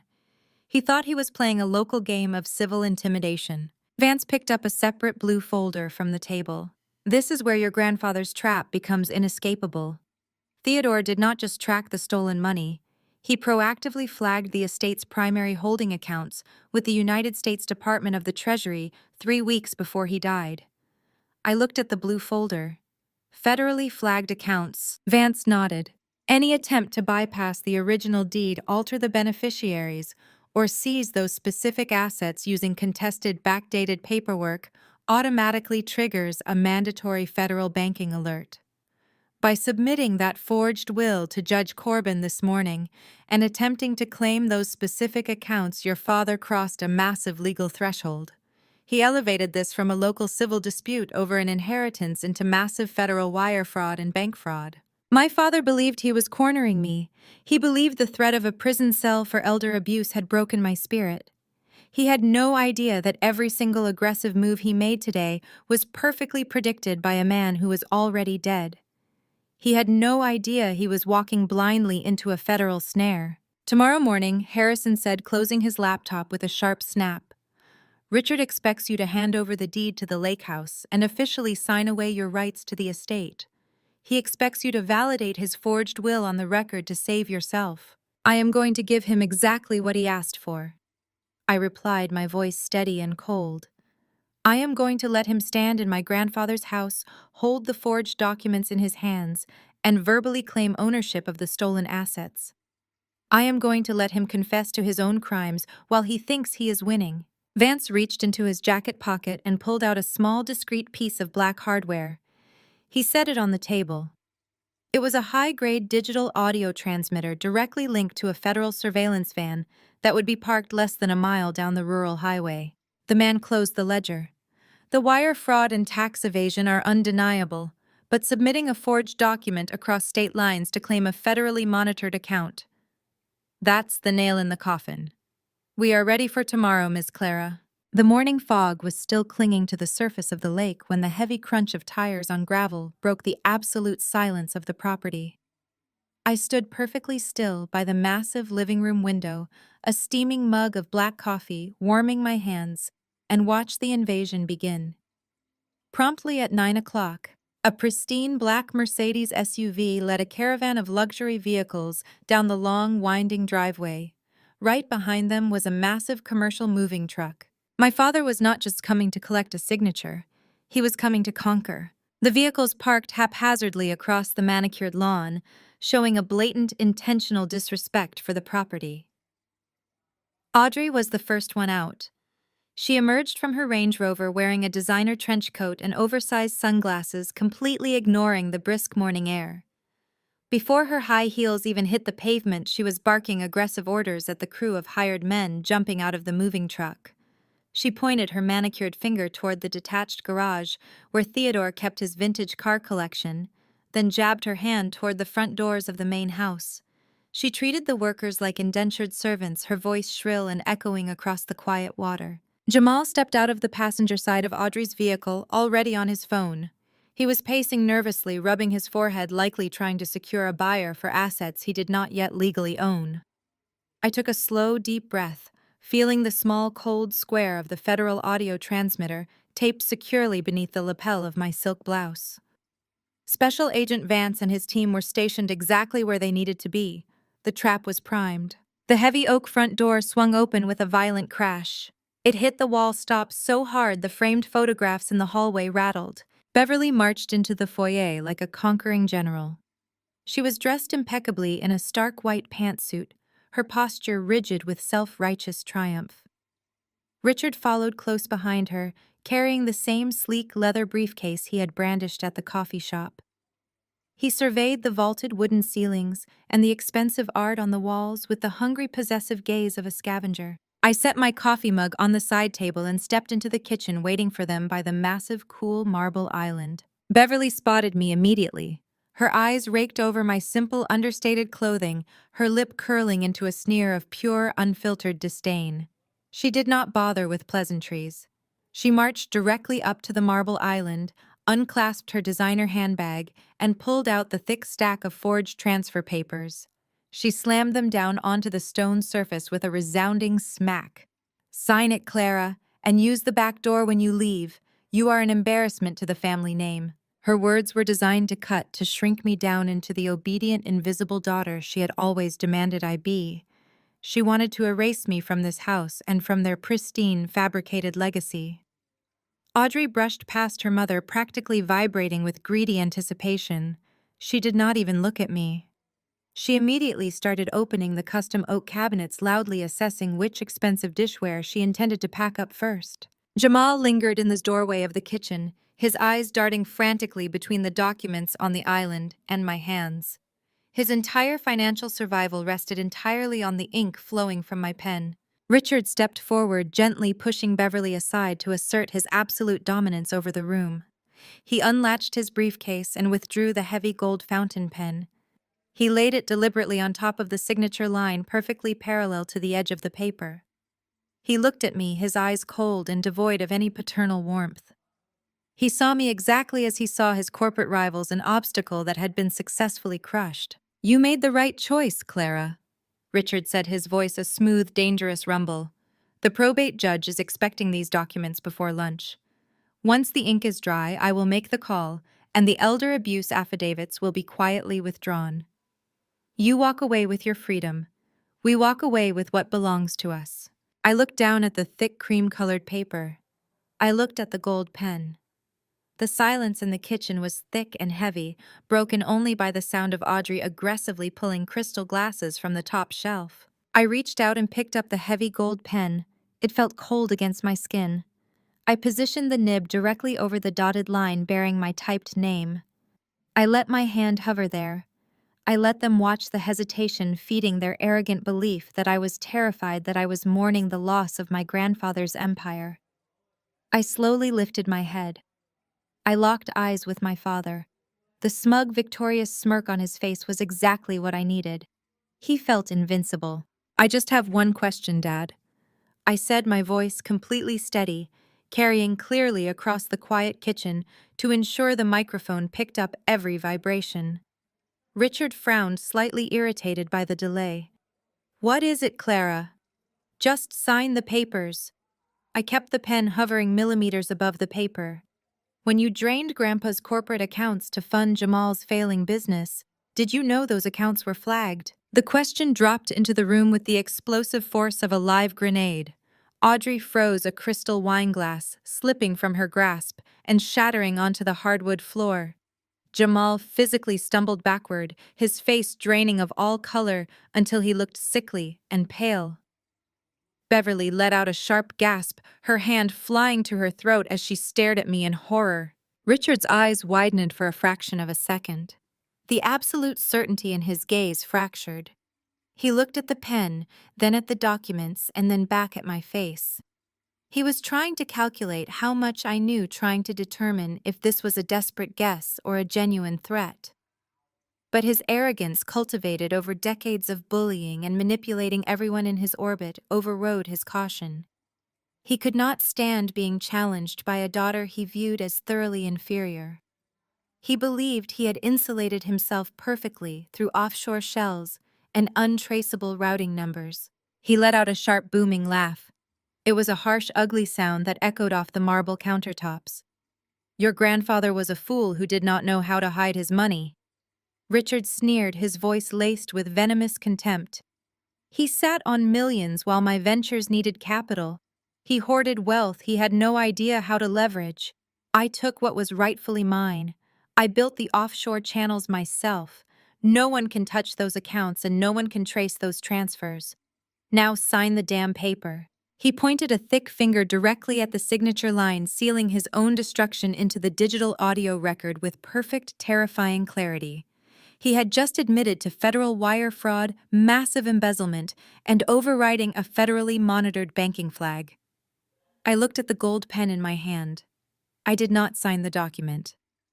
I slowly laid the pen down on the cool marble, entirely missing the paper. I straightened my posture, shedding the last remnants of the defeated victim they thought I was. I looked directly into my father's furious, arrogant eyes. I let a cold, genuine smile spread across my face. "I think someone else needs to hear that confession." Richard scoffed, his face twisting into an ugly mask of pure disdain. He leaned over the marble island, planting his palms flat against the cold stone. "Are you out of your mind?" he spat, completely ignoring the gravity of my words. "There is no one else here, Clara. You are bluffing. You have always been a pathetic, weak little girl trying to play a game you do not understand. Now pick up the pen and sign the damn paper before I ruin what is left of your miserable life." I did not move. I just kept my eyes locked on his, maintaining that cold, unwavering smile. The silence in the kitchen stretched heavy and suffocating. Then the sound of heavy oak sliding against polished hardwood echoed through the ground floor. Richard's head snapped up. Beverly spun around, her pristine white pantsuit suddenly looking absurdly out of place. Audrey stopped tearing through the glass cabinets, freezing with a crystal goblet suspended in her hand. Jamal let out a sharp, choked gasp. The massive double doors of my grandfather's private study, a room they all believed was entirely empty, slid completely open. Agent Donovan stepped out into the hallway. He was a towering, broad-shouldered man projecting absolute, undeniable authority. He was flanked by two heavily armed federal agents wearing tactical vests emblazoned with the letters FBI. Special Agent Vance stepped out right behind them, his eyes fixed on my father with the predatory focus of a hawk that had finally cornered its prey. The air in the kitchen instantly evaporated. Richard froze, his hands still planted on the marble island, his body suddenly rigid as if struck by lightning. The arrogant sneer melted off his face, replaced by a pale, sickly expression of absolute terror. Beverly's perfectly manicured fingers went limp. Her exclusive custom-made designer bag slipped from her grasp and hit the hardwood floor with a heavy thud, spilling cosmetics and gold clasps across the polished wood. She could not breathe. She could only stare at the armed federal agents invading the sanctuary she thought she had conquered. Agent Donovan walked slowly into the kitchen, his heavy boots echoing with terrifying finality. He stopped just a few feet from the marble island. He reached into his breast pocket and smoothly flipped open his leather credential case, flashing his gold badge directly in my father's face. "Actually," Richard Donovan said, his voice ringing with absolute, crushing finality, "she already gave us the original copies of the ledger 3 days ago. Submitting a forged will across state lines just added mail fraud to your federal indictment." My father's mouth opened, but no sound came out. The physical manifestation of his collapse was mesmerizing to watch. His shoulders slumped, his chest caved inward. The aura of the untouchable corporate warlord shattered into a million irreparable pieces. He looked from Donovan to Vance, and then finally to me. The realization hit him with the force of a freight train. He had not cornered me, I had cornered him. Every single arrogant threat, every extortion attempt, every forged signature he had just verified out loud, was now captured on a pristine encrypted federal audio recording. Theodore's trap had snapped shut, and I had been the one to pull the lever. "You," Richard choked out, his voice a pathetic, trembling whisper. "You set me up. I simply gave you exactly what you demanded, Dad," I replied smoothly, my tone entirely devoid of pity. "You wanted to claim your prize. You just confessed to wire fraud, bank fraud, and extortion in front of federal agents. You built your own prison. I just held the door open for you." Beverly let out a sharp, hysterical whine, clutching her chest. "This is a mistake. My husband is a respected businessman. Clara is lying. She is a disturbed, ungrateful girl who has always tried to destroy this family." Agent Vance stepped forward, pulling a pair of heavy steel handcuffs from his tactical belt. "Save it for the arraignment hearing, Mrs. Wilson. We have the offshore routing numbers. We have the verified ledger in Theodore's own handwriting, and we just recorded your husband claiming full responsibility for overriding a federal banking flag. The lie is over." While Richard and Beverly stood paralyzed by the sheer magnitude of their destruction, Jamal was slowly backing away toward the kitchen archway. His eyes were wide with animalistic panic. He was calculating the distance to the front door, desperately trying to figure out if he could make it to his car before the agents drew their weapons. He was a coward who had happily ridden my father's coattails, but he had absolutely no intention of sinking with the ship. Donovan shifted his gaze, his eyes locked onto Jamal, stopping my brother-in-law dead in his tracks. "Going somewhere?" Jamal Donovan asked, his voice dripping with dangerous amusement. Jamal swallowed hard, his Adam's apple bobbing erratically. Sweat poured down his forehead, soaking the collar of his expensive dress shirt. "I have nothing to do with this," Jamal stammered, raising his hands in a pathetic gesture of surrender. "I am just married to his daughter. I do not know anything about any wills or ledgers. I am just a bystander." Donovan took a deliberate step toward him. A bystander who just received $3 million in unauthorized capital transfers from an offshore account in the Cayman Islands. An account directly linked to the corporate embezzlement Richard just confessed to. Jamal's knees physically buckled. He grabbed the doorframe to keep himself upright, and Jamal Donovan continued, his voice lowering to a lethal interrogative strike. "Using embezzled funds across state lines to prop up a fraudulent dealership makes you an accessory to money laundering. We know about the fake inventory. We know about the inflated sales records. You did not just take dirty money, you actively washed it through your failing business. You are in just as deep as he is." The illusion of family loyalty, the toxic alliance they had built solely to destroy me, instantly evaporated. The moment the threat of federal prison became an absolute reality, the wolves turned on each other. Jamal's survival instinct violently overrode whatever shred of allegiance he held for the Wilson family name. He threw his hands toward Richard, his face contorting into a mask of pure, desperate self-preservation. "It was his idea," Jamal screamed, his voice cracking hysterically. He pointed a trembling finger directly at my father's chest. "I did not know the money was stolen. Richard told me it was a legitimate loan from Theodore's private trust. He forged the will, not me. He paid off those nurses. He threatened to cut Audrey out of the inheritance if I did not push the money through my dealership. He forced me to do it." Richard spun around, his shock instantly converting into vicious, cornered rage. "You spineless, pathetic parasite!" Richard roared, lunging toward Jamal. "You begged me for that capital to save your miserable, bankrupt car lot. You knew exactly where that money was coming from." The two federal agents instantly stepped between them, grabbing Richard by the shoulders and slamming him back against the marble island. Vance pinned my father's arms behind his back, the sharp metallic click of the handcuffs echoing through the kitchen like a gunshot. "Shut up," Richard screamed at Jamal, struggling violently against the federal agents. "You are dead, Jamal. I will bury you. I will testify against you." Jamal shrieked back, tears of pure terror streaming down his face as Donovan approached him with a second set of handcuffs. "I will tell them everything, Richard. Every shell company, every bribe. You ruined my life." Audrey stood frozen by the cabinets, watching her husband and her father tear each other to pieces. The reality of the situation crashed down on her immaculate, perfectly curated existence. The millions of dollars she thought she was inheriting were gone. The lavish renovations, the Italian marble, the trust funds she had bragged about, they were all evaporating into thin air.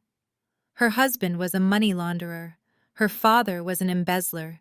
Her entire social standing was about to become the headline of every major news outlet in the state. Audrey dropped the crystal goblet. It shattered against the floor, joining the fragments of the first glass. She looked at Jamal, who was now weeping openly as Donovan locked the steel cuffs around his wrists. She looked at Richard, whose face was pressed against the cold marble island. Audrey let out a visceral, blood-curdling scream. It was a sound of absolute, unhinged agony. She realized in one fell swoop that she was about to lose her husband and her father in one fell swoop. I stood completely still, watching the empire of abuse and arrogance burn to the ground. I felt no pity. I felt no remorse. They had spent my entire life trying to break me, and they had ultimately broken themselves. I watched Beverly sink to her knees on the floor, ignoring the shattered crystal weeping into her hands as the agents read Richard his rights. The grand matriarch who had dictated my worth based on my obedience was now just a pathetic spectator to her own ruin. My grandfather had orchestrated a masterpiece. Theodore had known that if he confronted Richard directly, my father would have used a legion of corporate lawyers to drag the process out for a decade.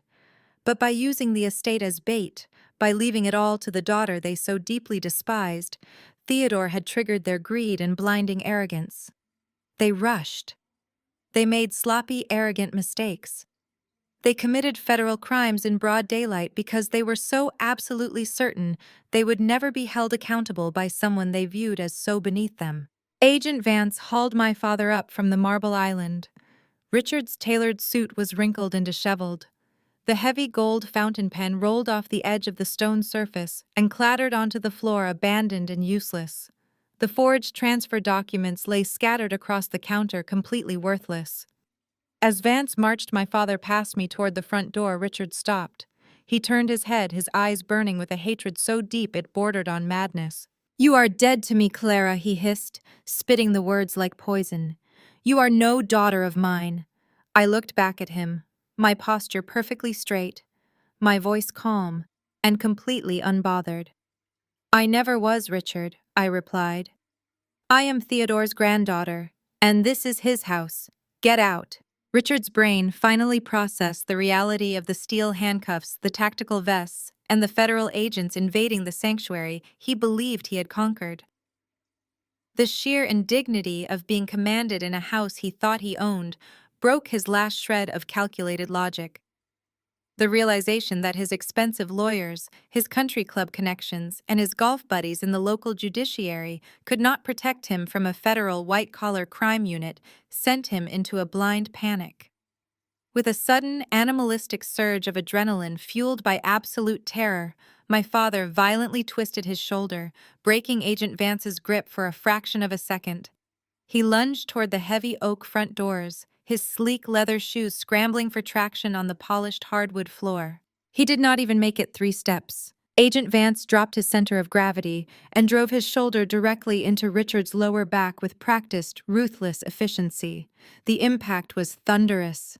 My father, the untouchable corporate titan who had spent his entire life bullying people from behind a mahogany desk, was launched forward. He crashed onto the pristine hardwood floor of the foyer with a heavy, sickening thud. The breath was knocked out of him in a sharp, painful wheeze. His expensive, custom-tailored suit jacket tore loudly along the shoulder seam, the sound ripping through the sudden silence of the house. Before he could even attempt to push himself up, Vance was on top of him, driving a heavy knee between my father's shoulder blades, pinning him flat against the floorboards. The metallic, unforgiving click of the handcuffs ratcheting tightly around Richard's wrists echoed through the vast vaulted ceiling of the foyer. It was the loudest sound I had ever heard, sharper and more definitive than a judge's gavel. Across the room, Jamal watched my father get tackled to the ground and lost whatever remaining composure he possessed. The thin veneer of the smooth-talking salesman completely evaporated. He dropped to his knees, voluntarily crossing his hands behind his head before Agent Donovan even issued a verbal command. Jamal was weeping openly, a steady stream of tears and mucus ruining the collar of his expensive dress shirt. He babbled incoherently about plea deals, eagerly offering up offshore routing numbers, the locations of hidden servers, and the names of Richard's compliant associates on the corporate board of directors. He was desperately trading decades of family loyalty for the faint hope of a reduced prison sentence. Agent Donovan yanked Jamal to his feet with a single powerful pull, dragging him toward the front door as if he weighed nothing at all. The facade of the powerful, wealthy Wilson family was entirely stripped away, leaving only terrified criminals being processed for federal transport. Beverly stood frozen by the marble island, watching her husband's face press against the floorboards and her son-in-law being dragged away weeping. The absolute destruction of her social empire registered in her wide, panicked eyes. She realized instantly what this raid meant. The bank accounts would be frozen before noon. The platinum credit cards would be declined. The prestigious country club memberships would be immediately revoked. She was about to become a penniless pariah in the high society circles she had worshipped and ruthlessly dominated for decades. She scrambled up from the kitchen floor, completely disregarding the shards of shattered crystal scattered across the wood. Her pristine white pantsuit was stained with dust and debris, her perfectly styled hair falling in messy strands around her face. She stumbled toward me, her eyes wild and completely unhinged. She lunged across the small space separating us and violently grabbed my forearm. Her manicured nails dug painfully through the silk of my blouse, scratching my skin in her desperation. "Clara, please!" Beverly begged, her voice a high-pitched, frantic shriek. that sounded entirely foreign coming from her usually composed and arrogant mouth. "Tell them it is a misunderstanding. Tell them your father was just upset about the estate that he misspoke out of grief. You can fix this. You know the federal agents, you can tell them to stop. We can share the inheritance. We will give you whatever you want. We are your family. You cannot let them do this to us." I stood perfectly still, letting her fingernails dig into my arm. I did not pull away immediately. I wanted her to feel the absolute crushing futility of her physical and emotional manipulation. For 3 decades, this woman had used the concept of family as a weapon. She had wielded it to demand my obedience, to silence my ambitions, and to force me to tolerate her endless calculated cruelty. She had stood by and smiled a satisfied, cruel smile, while my father threw me out onto the street with absolutely nothing, intentionally punishing me for a financial crime he had committed. And now, cornered by the reality of federal prison and total bankruptcy, she expected that same word to magically act as a shield. She expected me to protect the very people who had actively tried to destroy my life just 24 hours ago. I looked down at her trembling hands clutching my arm, and then I looked directly into her desperate, mascara-stained eyes. I felt absolutely no anger. I felt no pity. I felt an overwhelming, profound sense of nothingness toward the woman standing in front of me. Slowly, deliberately, I raised my opposite hand. I placed my fingers over hers and forcefully peeled her grip off my arm, bending her fingers back just enough to make her gasp and release my silk blouse. I stepped back, creating a physical boundary between us that mirrored the permanent emotional wall I had built. "You stopped being my family the moment you threw me out to protect a thief," I said, my voice dropping to a glacial, unyielding whisper that easily cut through her frantic hysterics. "You sat at a coffee shop table yesterday and told me I was an embarrassment to the family name. You sneered at me while my father threatened to have me arrested for a crime I did not commit. Go find another house, Mom. This one is for the rightful owner." Beverly stumbled backward as if I had physically struck her across the face. The remaining color completely drained from her cheeks, leaving her looking hollow and aged. She looked around the massive, beautiful kitchen, her eyes scanning the custom oak cabinets and the soaring windows, finally understanding that she had zero claim to any of it. She was a trespasser in my home. My Agent Vance hauled Richard up from the floor, entirely ignoring my father's groans of pain as his shoulder wrenched in the awkward angle of the handcuffs. Vance marched him firmly toward the exit. In the grand foyer, Audrey was witnessing the absolute catastrophic end of her golden existence. She stood paralyzed, watching Donovan march her handcuffed, sobbing husband out the front door and down the steps. She watched her father, the man who had funded her arrogance and subsidized her entire reality, shoved toward a waiting federal transport vehicle. Audrey dropped heavily to her knees on the expensive imported rug in the entryway. She buried her face in her hands, her shoulders shaking violently as she began to sob with deep, guttural heaves. She was mourning the sudden, violent loss of her wealth, her unearned status, and the Italian marble renovations she would never get to install in the master suite upstairs. But the humiliation of the Wilson family did not end inside the walls of the lake house. Through the wide-open double doors, the hired moving crew had been watching the entire scene unfold from the driveway. The foreman, a burly man in a heavy canvas jacket holding a clipboard, stood frozen on the gravel. He watched the federal agents load his wealthy, demanding employers into the back of unmarked black SUVs.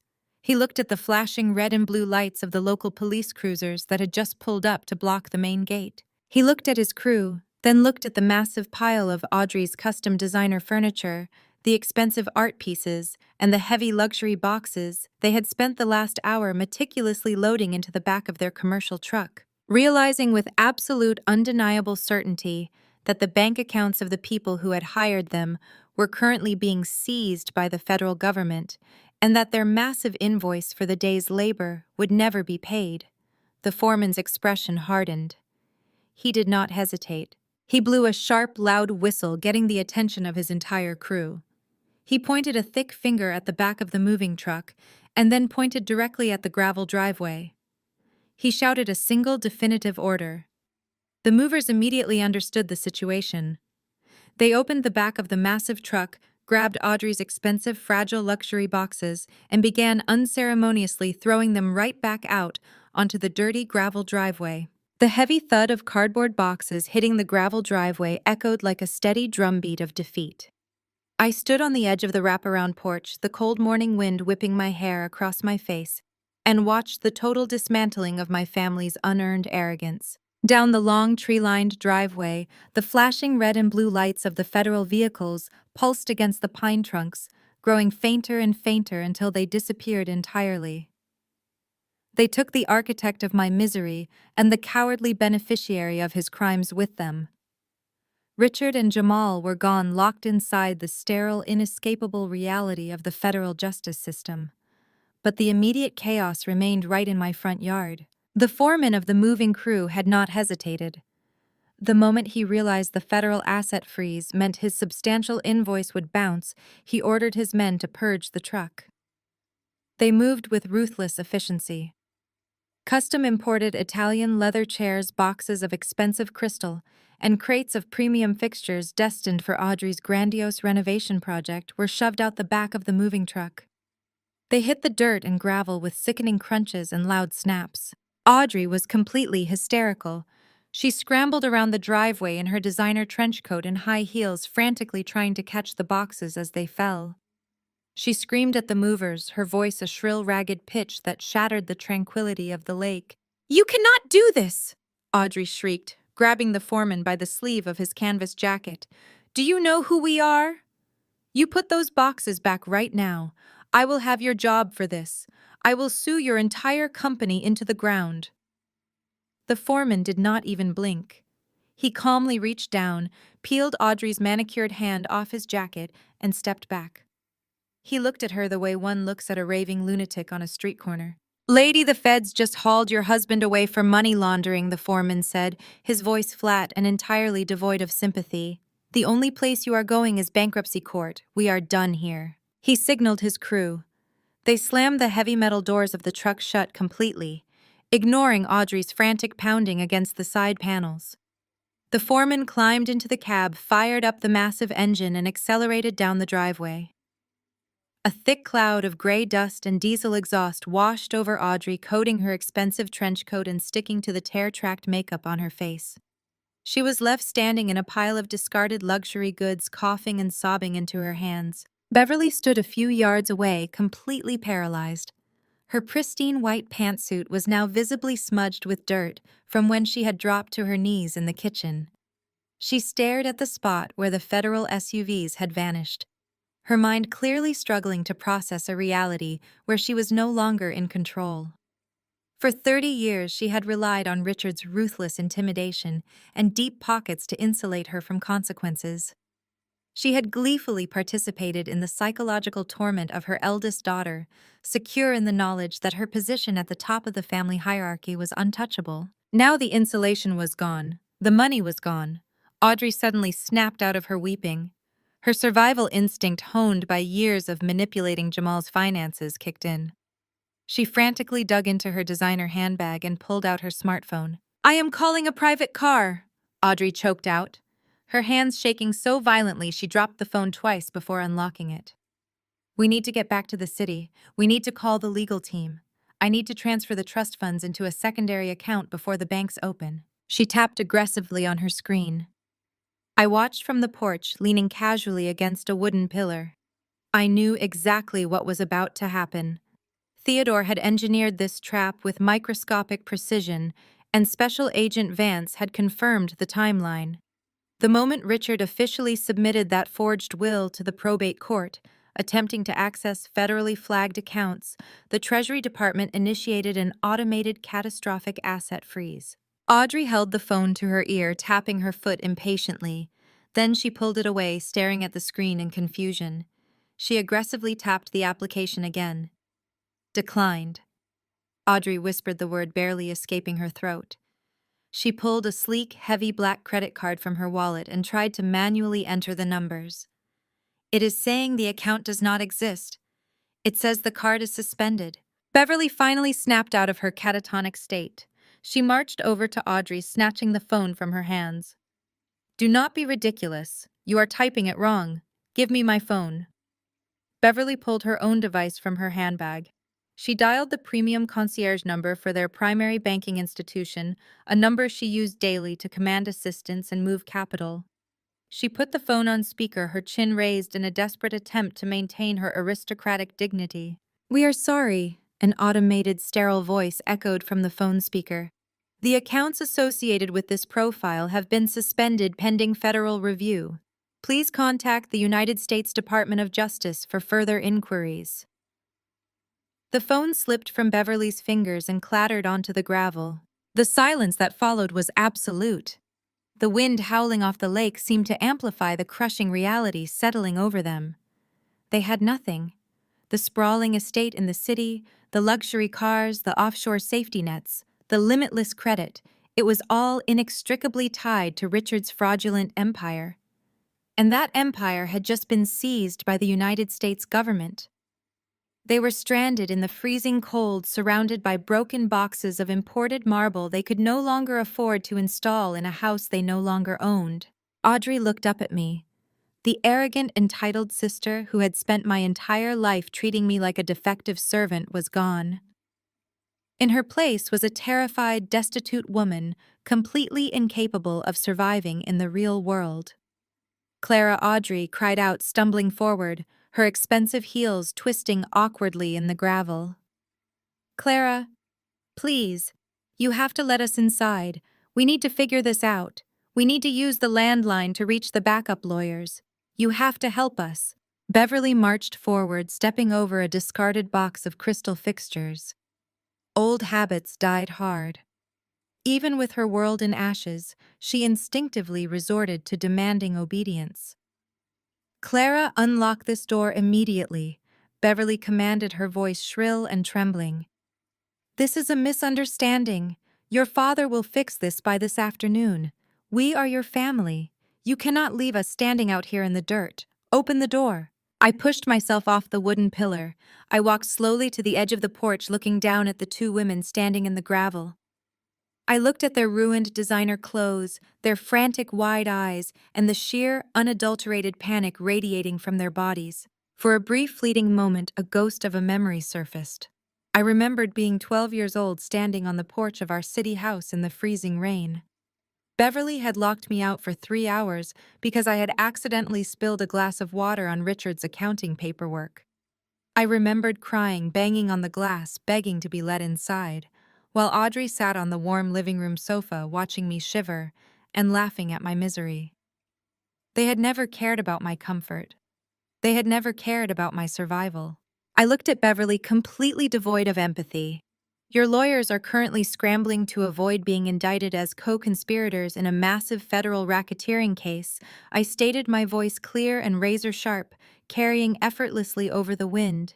"They are not taking your calls. Richard is not fixing anything this afternoon. He is going to spend the rest of his natural life in a federal penitentiary." Beverly gasped, clutching the collar of her coat. "You cannot do this to us. Where are we supposed to go? We have nothing." I looked past her toward the winding highway that led back to civilization. "I hear the Motel 6 down the highway takes cash," I replied, my tone completely flat. "Assuming you have any." Audrey let out a fresh, agonizing wail, dropping to her knees in the dirt beside her mother. Beverly stared at me, her mouth opening and closing, unable to comprehend that her power over me was permanently, irrevocably broken. I stepped backward, crossing the threshold into the grand foyer. I grabbed the heavy brass handle of the solid mahogany front door. "You stopped being my family the moment you threw me out to protect a thief," I said, looking directly into my mother's eyes one last time. "Go find another house, Mom. This one is for the rightful owner."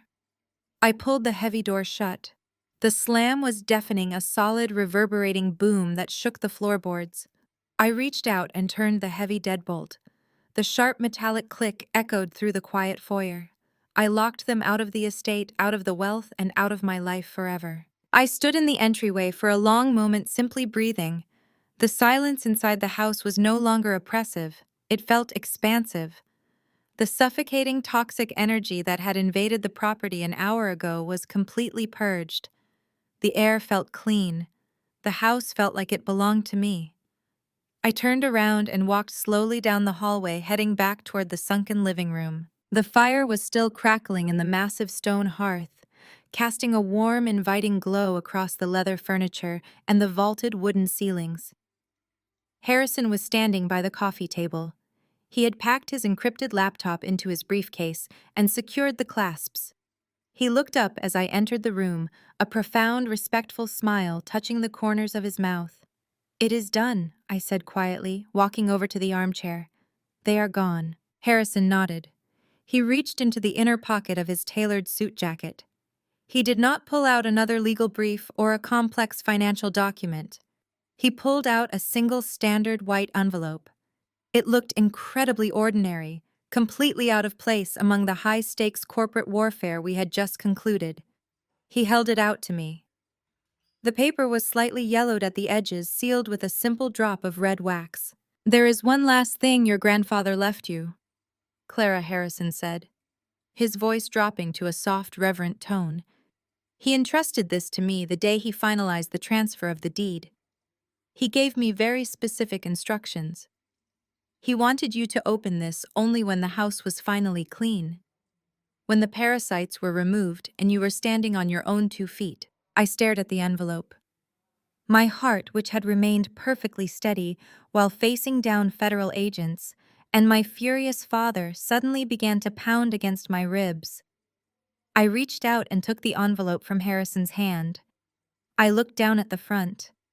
Written in sharp, familiar, meticulous cursive ink were just 2 words. "For Clara." My thumb slid under the heavy red wax seal, breaking it with a crisp, satisfying snap. I reached inside and pulled out 3 pages of thick, cream-colored stationery. The paper was covered in my grandfather's precise, sweeping cursive.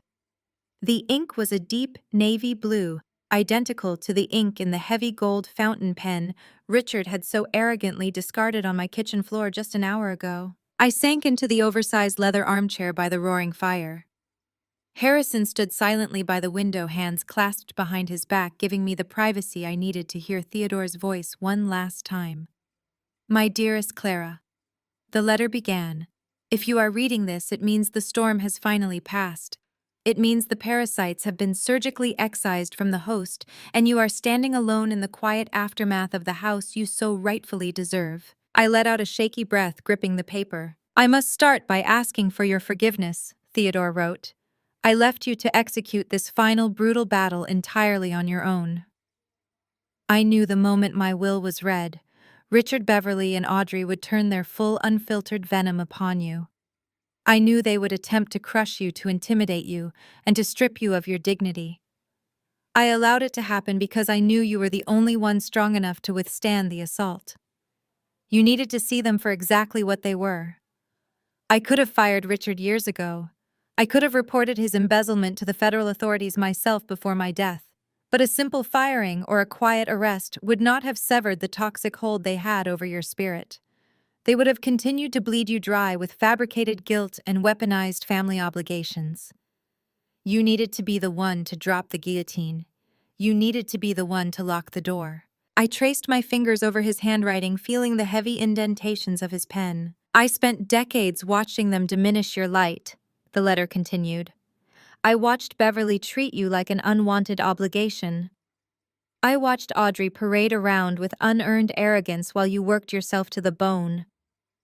I watched Richard attempt to mold you into something small and obedient, terrified of the brilliant analytical mind you possessed, a mind he completely lacked.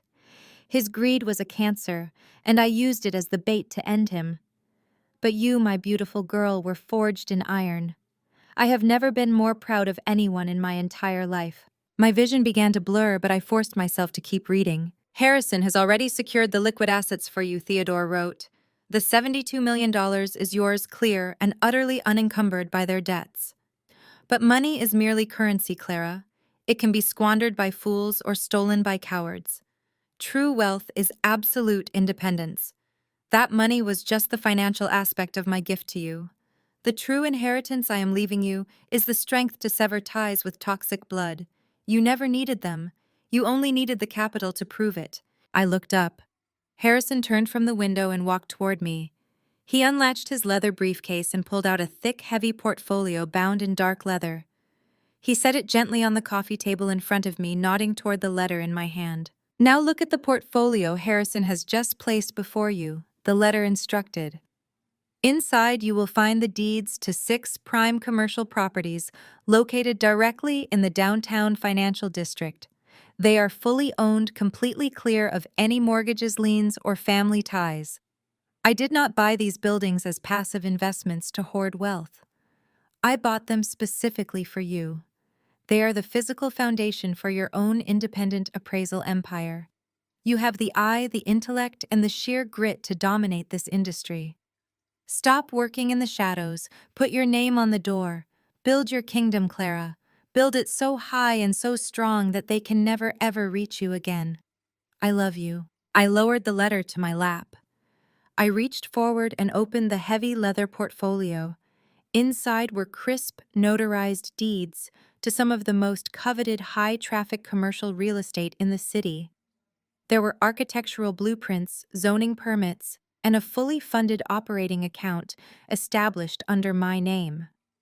Theodore had not just given me an inheritance, he had given me a fully weaponized arsenal to conquer the corporate world. The remaining adrenaline from the morning's confrontation suddenly drained from my body, leaving behind a profound, overwhelming sense of peace.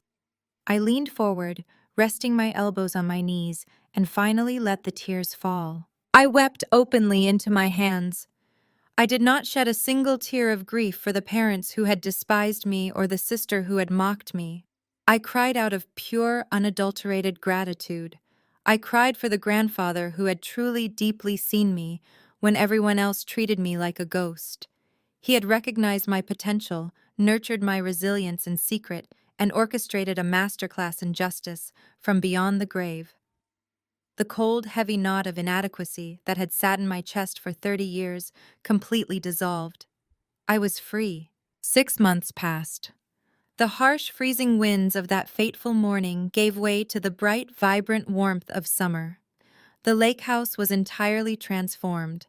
I stripped away every remnant of Beverly's sterile, pretentious aesthetic. The cold, white furniture was replaced with warm leather, rich mahogany, and vibrant artwork that actually meant something to me. The house no longer felt like a museum designed to impress strangers. It felt like a home. More importantly, my professional life had exploded into something magnificent. Using the commercial properties Theodore had gifted me, I launched my own independent firm. Clara Hayes Appraisals and Acquisitions became an overnight powerhouse in the financial district. I gutted the patriarchal old boys club mentality of my father's former industry.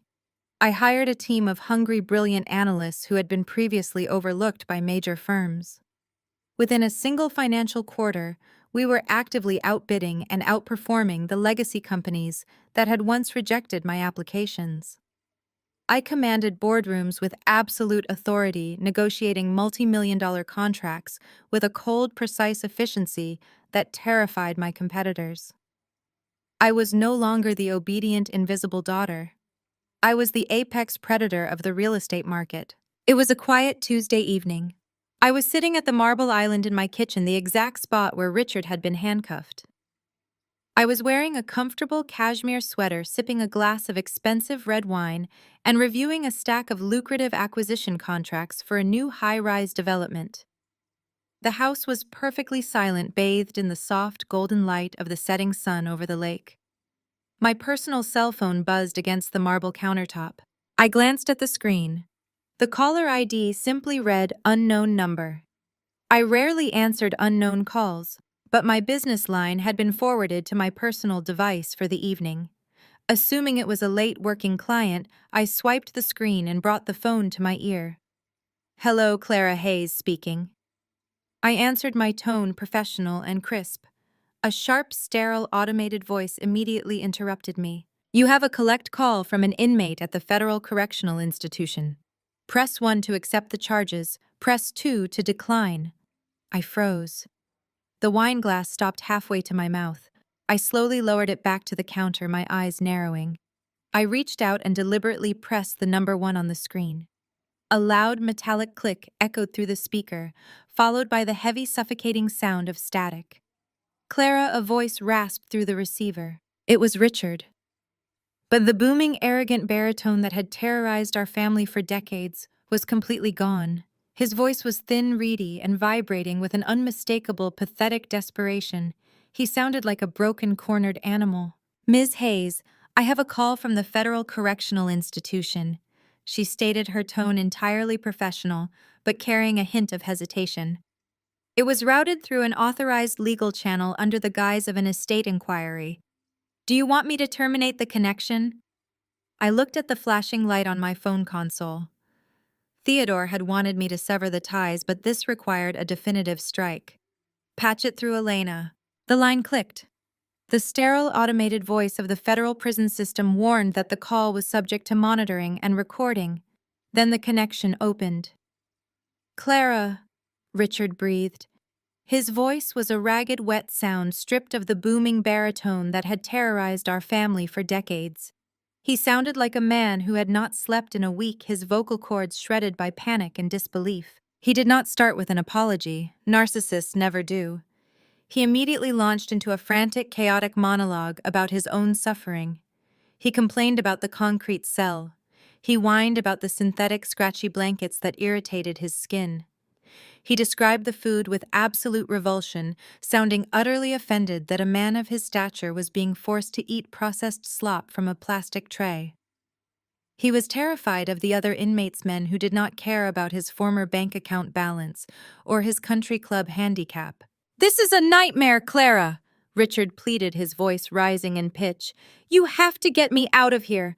Jamal lied to the federal prosecutors to save his own skin. Beverly was careless with the paperwork. My defense attorney is a public defender who barely passed the bar exam.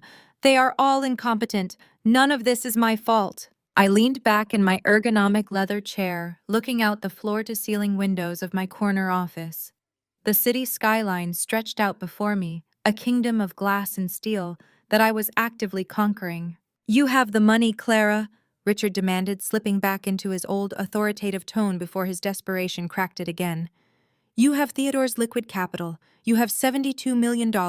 You can fix this.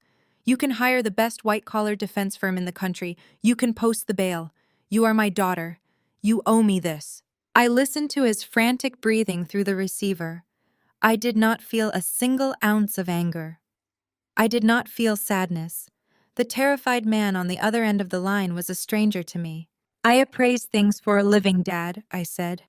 My voice was a perfectly calibrated weapon projecting absolute chilling calm. "I look at broken, damaged things and determine their true value. I look at the foundation, the structural integrity, and the hidden rot, and I've appraised you. You're bankrupt. Don't call this number again." I reached forward and pressed the disconnect button. The line went dead. I instructed Elena to permanently block the public defender's office from our directory. While Richard adjusted to the brutal reality of a federal penitentiary, my mother and sister were experiencing a purgatory of their own design. The federal government had frozen and seized every asset tied to Richard's fraudulent empire. The Grand City estate was repossessed. The luxury vehicles were towed away on flatbed trucks.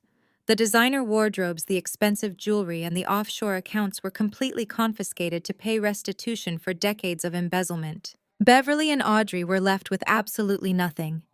They were forced to move into a cramped two-bedroom apartment in a decaying industrial neighborhood on the outskirts of the city. The contrast to their former life was staggering. Instead of vaulted ceilings and imported marble, they had stained linoleum floors and water-damaged drywall. Instead of private chefs and housekeeping staff, they had the smell of stale cooking oil and noisy neighbors shouting through paper-thin walls. Audrey, entirely incapable of securing legitimate employment, spent her days weeping on a sagging thrift store sofa, mourning the loss of her elite social circle. Her friends had abandoned her the instant the federal indictment hit the evening news. Beverly, stripped of her country club royalty status, was forced to pawn the few meager possessions she had managed to hide in her purse on the day of the raid. But rather than accept responsibility for their actions, their entitlement mutated into a delusional, venomous obsession with me. They convinced themselves that their poverty was not the result of their own criminal greed, but the result of my malicious interference. 2 months after I hung up on Richard, my legal team received a formal summons. Beverly and Audrey had managed to find a bottom-feeding civil attorney willing to work on contingency. They were suing me in civil court for emotional distress, loss of lifestyle, and breach of familial duty. They demanded a monthly stipend of $50,000 and a massive lump sum payment, claiming I had manipulated Theodore into changing his will and actively conspired to leave them destitute. The sheer audacity of the lawsuit was almost impressive. The civil hearing took place on a rainy Tuesday morning. I arrived at the courthouse wearing a tailored midnight blue suit projecting the absolute authority of a successful CEO. Harrison walked beside me, flanked by two of the most aggressive, high-powered litigators in the state. Beverly and Audrey were already sitting at the plaintiff's table when we entered the courtroom. They looked physically diminished. Beverly's hair, once perfectly styled by expensive salons, hung limp and graying around her face. Audrey wore a faded, out-of-season dress, her posture hunched and defensive. They glared at me with pure, unfiltered hatred as I took my seat. The hearing was a massacre. Their attorney stood up and delivered a rambling, emotional plea about family obligations and the psychological trauma his clients had endured. He painted a picture of a wealthy, vindictive daughter abandoning her helpless mother and sister to live in squalor. Harrison did not even raise his voice when it was his turn to speak. He simply stood up and handed a thick stack of verified documents to the judge. He provided the federal wiretap transcripts where my father confessed to his crimes. He provided the financial ledgers proving Beverly had actively participated in spending embezzled funds. He provided a sworn affidavit from the federal prosecutor stating that my cooperation was the only reason the government recovered the stolen capital. Harrison systematically dismantled every single claim in their lawsuit. He proved that Theodore's trust was ironclad and that my assets were entirely separate from their seized empire. The judge, a stern woman with zero tolerance for frivolous litigation, flipped through the documents. Her face hardened as she read the transcripts of their extortion attempts. She looked down at Beverly and Audrey with visible disgust. "This lawsuit is an insult to the judicial system," the judge declared, her voice echoing sharply across the courtroom. "You are attempting to extort the very woman who exposed your family's massive criminal enterprise. The plaintiff's claims are dismissed with prejudice. You are explicitly barred from filing any future litigation regarding this estate." Before Beverly could even process the dismissal, Harrison stepped forward again. "Your Honor, the defense has filed a countersuit for legal fees and damages related to this malicious, frivolous filing," Harrison stated smoothly. The judge did not hesitate. She banged her gavel. "Countersuit granted. The plaintiffs are ordered to cover all legal fees incurred by the defense payable immediately." Beverly let out a sharp, breathless gasp.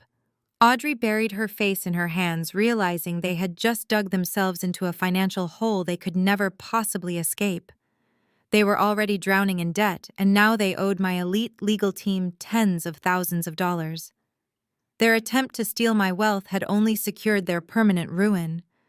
I stood up, buttoned my suit jacket, and walked out of the courtroom without giving them a second glance. I stepped out through the heavy glass doors of the courthouse. The rain had cleared, leaving the city streets bright and washed clean. The sun reflected off the wet pavement, casting a brilliant light across the plaza. My private driver was waiting at the curb, holding the door to a sleek black luxury sedan open for me. I heard the chaotic clatter of footsteps behind me. I turned around. Beverly and Audrey stumbled out of the courthouse doors. They looked absolutely broken. The last remaining shred of their artificial dignity had been stripped away by the judge's ruling. They stood at the top of the concrete steps, clutching their cheap handbags, staring down at me. They looked incredibly small. They looked bitter, angry, and completely powerless. The grand, terrifying figures who had dominated my childhood were gone, replaced by two pathetic strangers entirely consumed by their own toxicity. Beverly opened her mouth as if to say something, but the words failed her. There was nothing left to say. There were no more threats to leverage, no more status to hide behind. I looked at my mother and my sister one last time. I felt no triumph. I felt no lingering resentment. I just felt an overwhelming, beautiful sense of closure. I turned my back on them and walked toward my waiting car. The late summer sun dipped below the tree line, casting a brilliant expanse of gold and bruised purple across the calm surface of the lake. I stood on the edge of the sprawling cedar deck, a glass of full-bodied Cabernet resting lightly in my hand. The evening breeze carried the crisp, clean scent of pine and fresh water, a stark contrast to the stifling, manicured air of the city I had left behind. The absolute silence of the property was no longer the heavy, suffocating quiet of anticipation. It was the deep, resonant stillness of total security. 1 year had passed since I walked down those courthouse steps, leaving the shattered, bitter remnants of my biological family standing on the pavement. 12 months of untangling the financial rot restructuring Theodore's empire under my own banner and completely reclaiming the space that was rightfully mine. The estate itself had breathed a massive sigh of relief. Beverly's sterile, pretentious vision of high society grandeur had been entirely ripped out right down to the studs. The cold white marble, the intimidating impractical furniture, and the aggressive displays of wealth were gone. In their place, I brought in warmth and authenticity. Rich textured woods, deep leather, and vibrant, meaningful art now filled the rooms. The house no longer felt like a museum designed to intimidate strangers and mask internal dysfunction. It felt alive. I turned my head looking toward the sprawling west wing of the estate. That section of the house which Richard had originally earmarked as a lavish entertainment pavilion for his corrupt corporate cronies now served a much different purpose. I had completely gutted and remodeled it into a state-of-the-art retreat and workspace. It was a fully funded sanctuary specifically designed for independent female artists, architects, and commercial appraisers who were fighting to establish themselves in industries that routinely attempted to diminish them. I watched through the massive glass windows as several women moved around the brightly lit studios. Drafting tables were covered in blueprints. Complex appraisal reports were being vigorously debated over shared pots of coffee.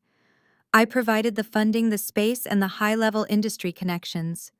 I became the safety net for them that my grandfather had been for me. Theodore had built his wealth through shrewd calculation, but his true legacy was foresight. He knew the absolute value of independence.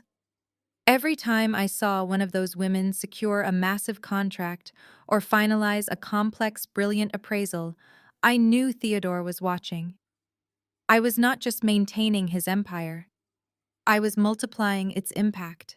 I was building a fortress of capable, resilient women who would never, ever have to cower in front of a man like my father or beg for scraps from a toxic family structure. The sound of genuine, unfiltered laughter drifted out from the open French doors of the main dining room, pulling my attention back to the present. The rich, savory aroma of roasted garlic and fresh herbs spilled out onto the deck. I walked slowly along the wooden planks, stepping through the doorway into a room filled with brilliant light and incredible warmth.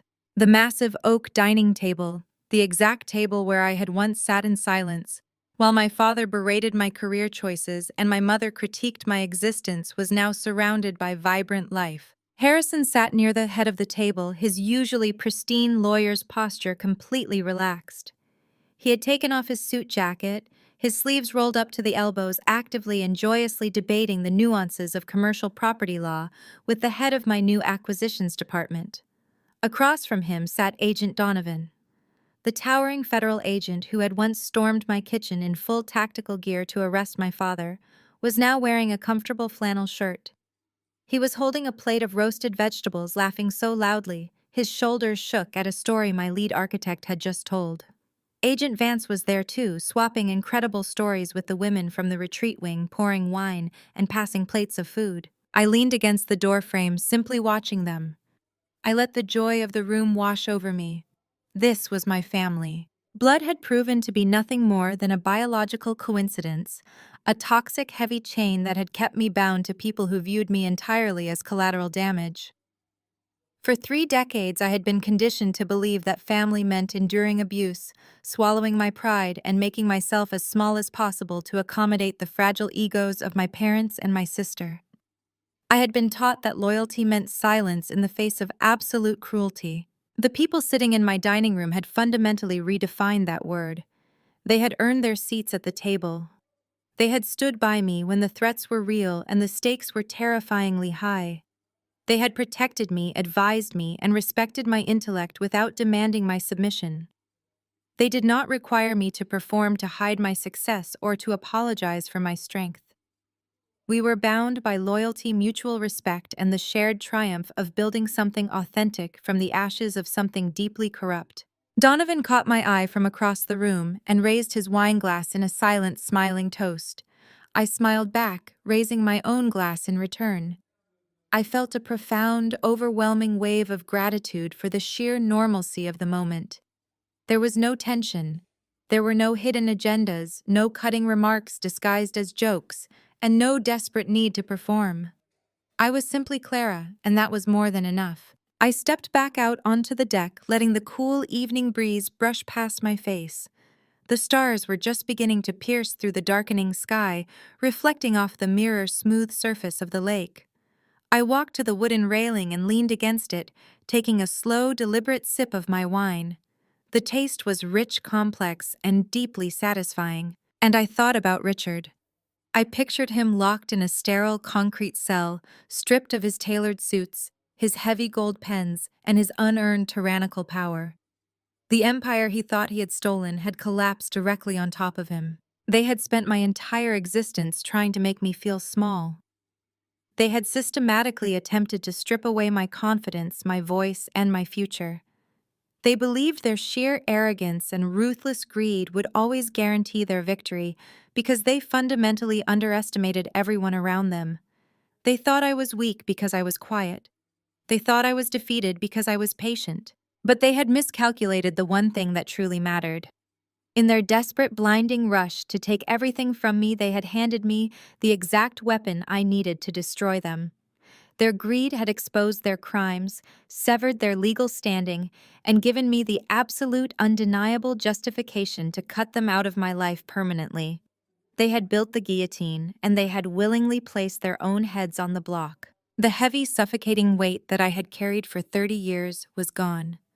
The anxiety, the constant need for approval from people, completely incapable of giving it the fear of their unpredictable rage, it had all vanished.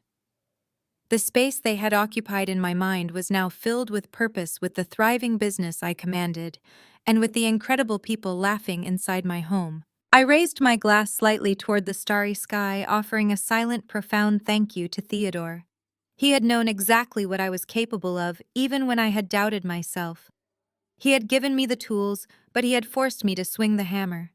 I took one final sip of the wine, the cool air filling my lungs. I was completely, utterly free.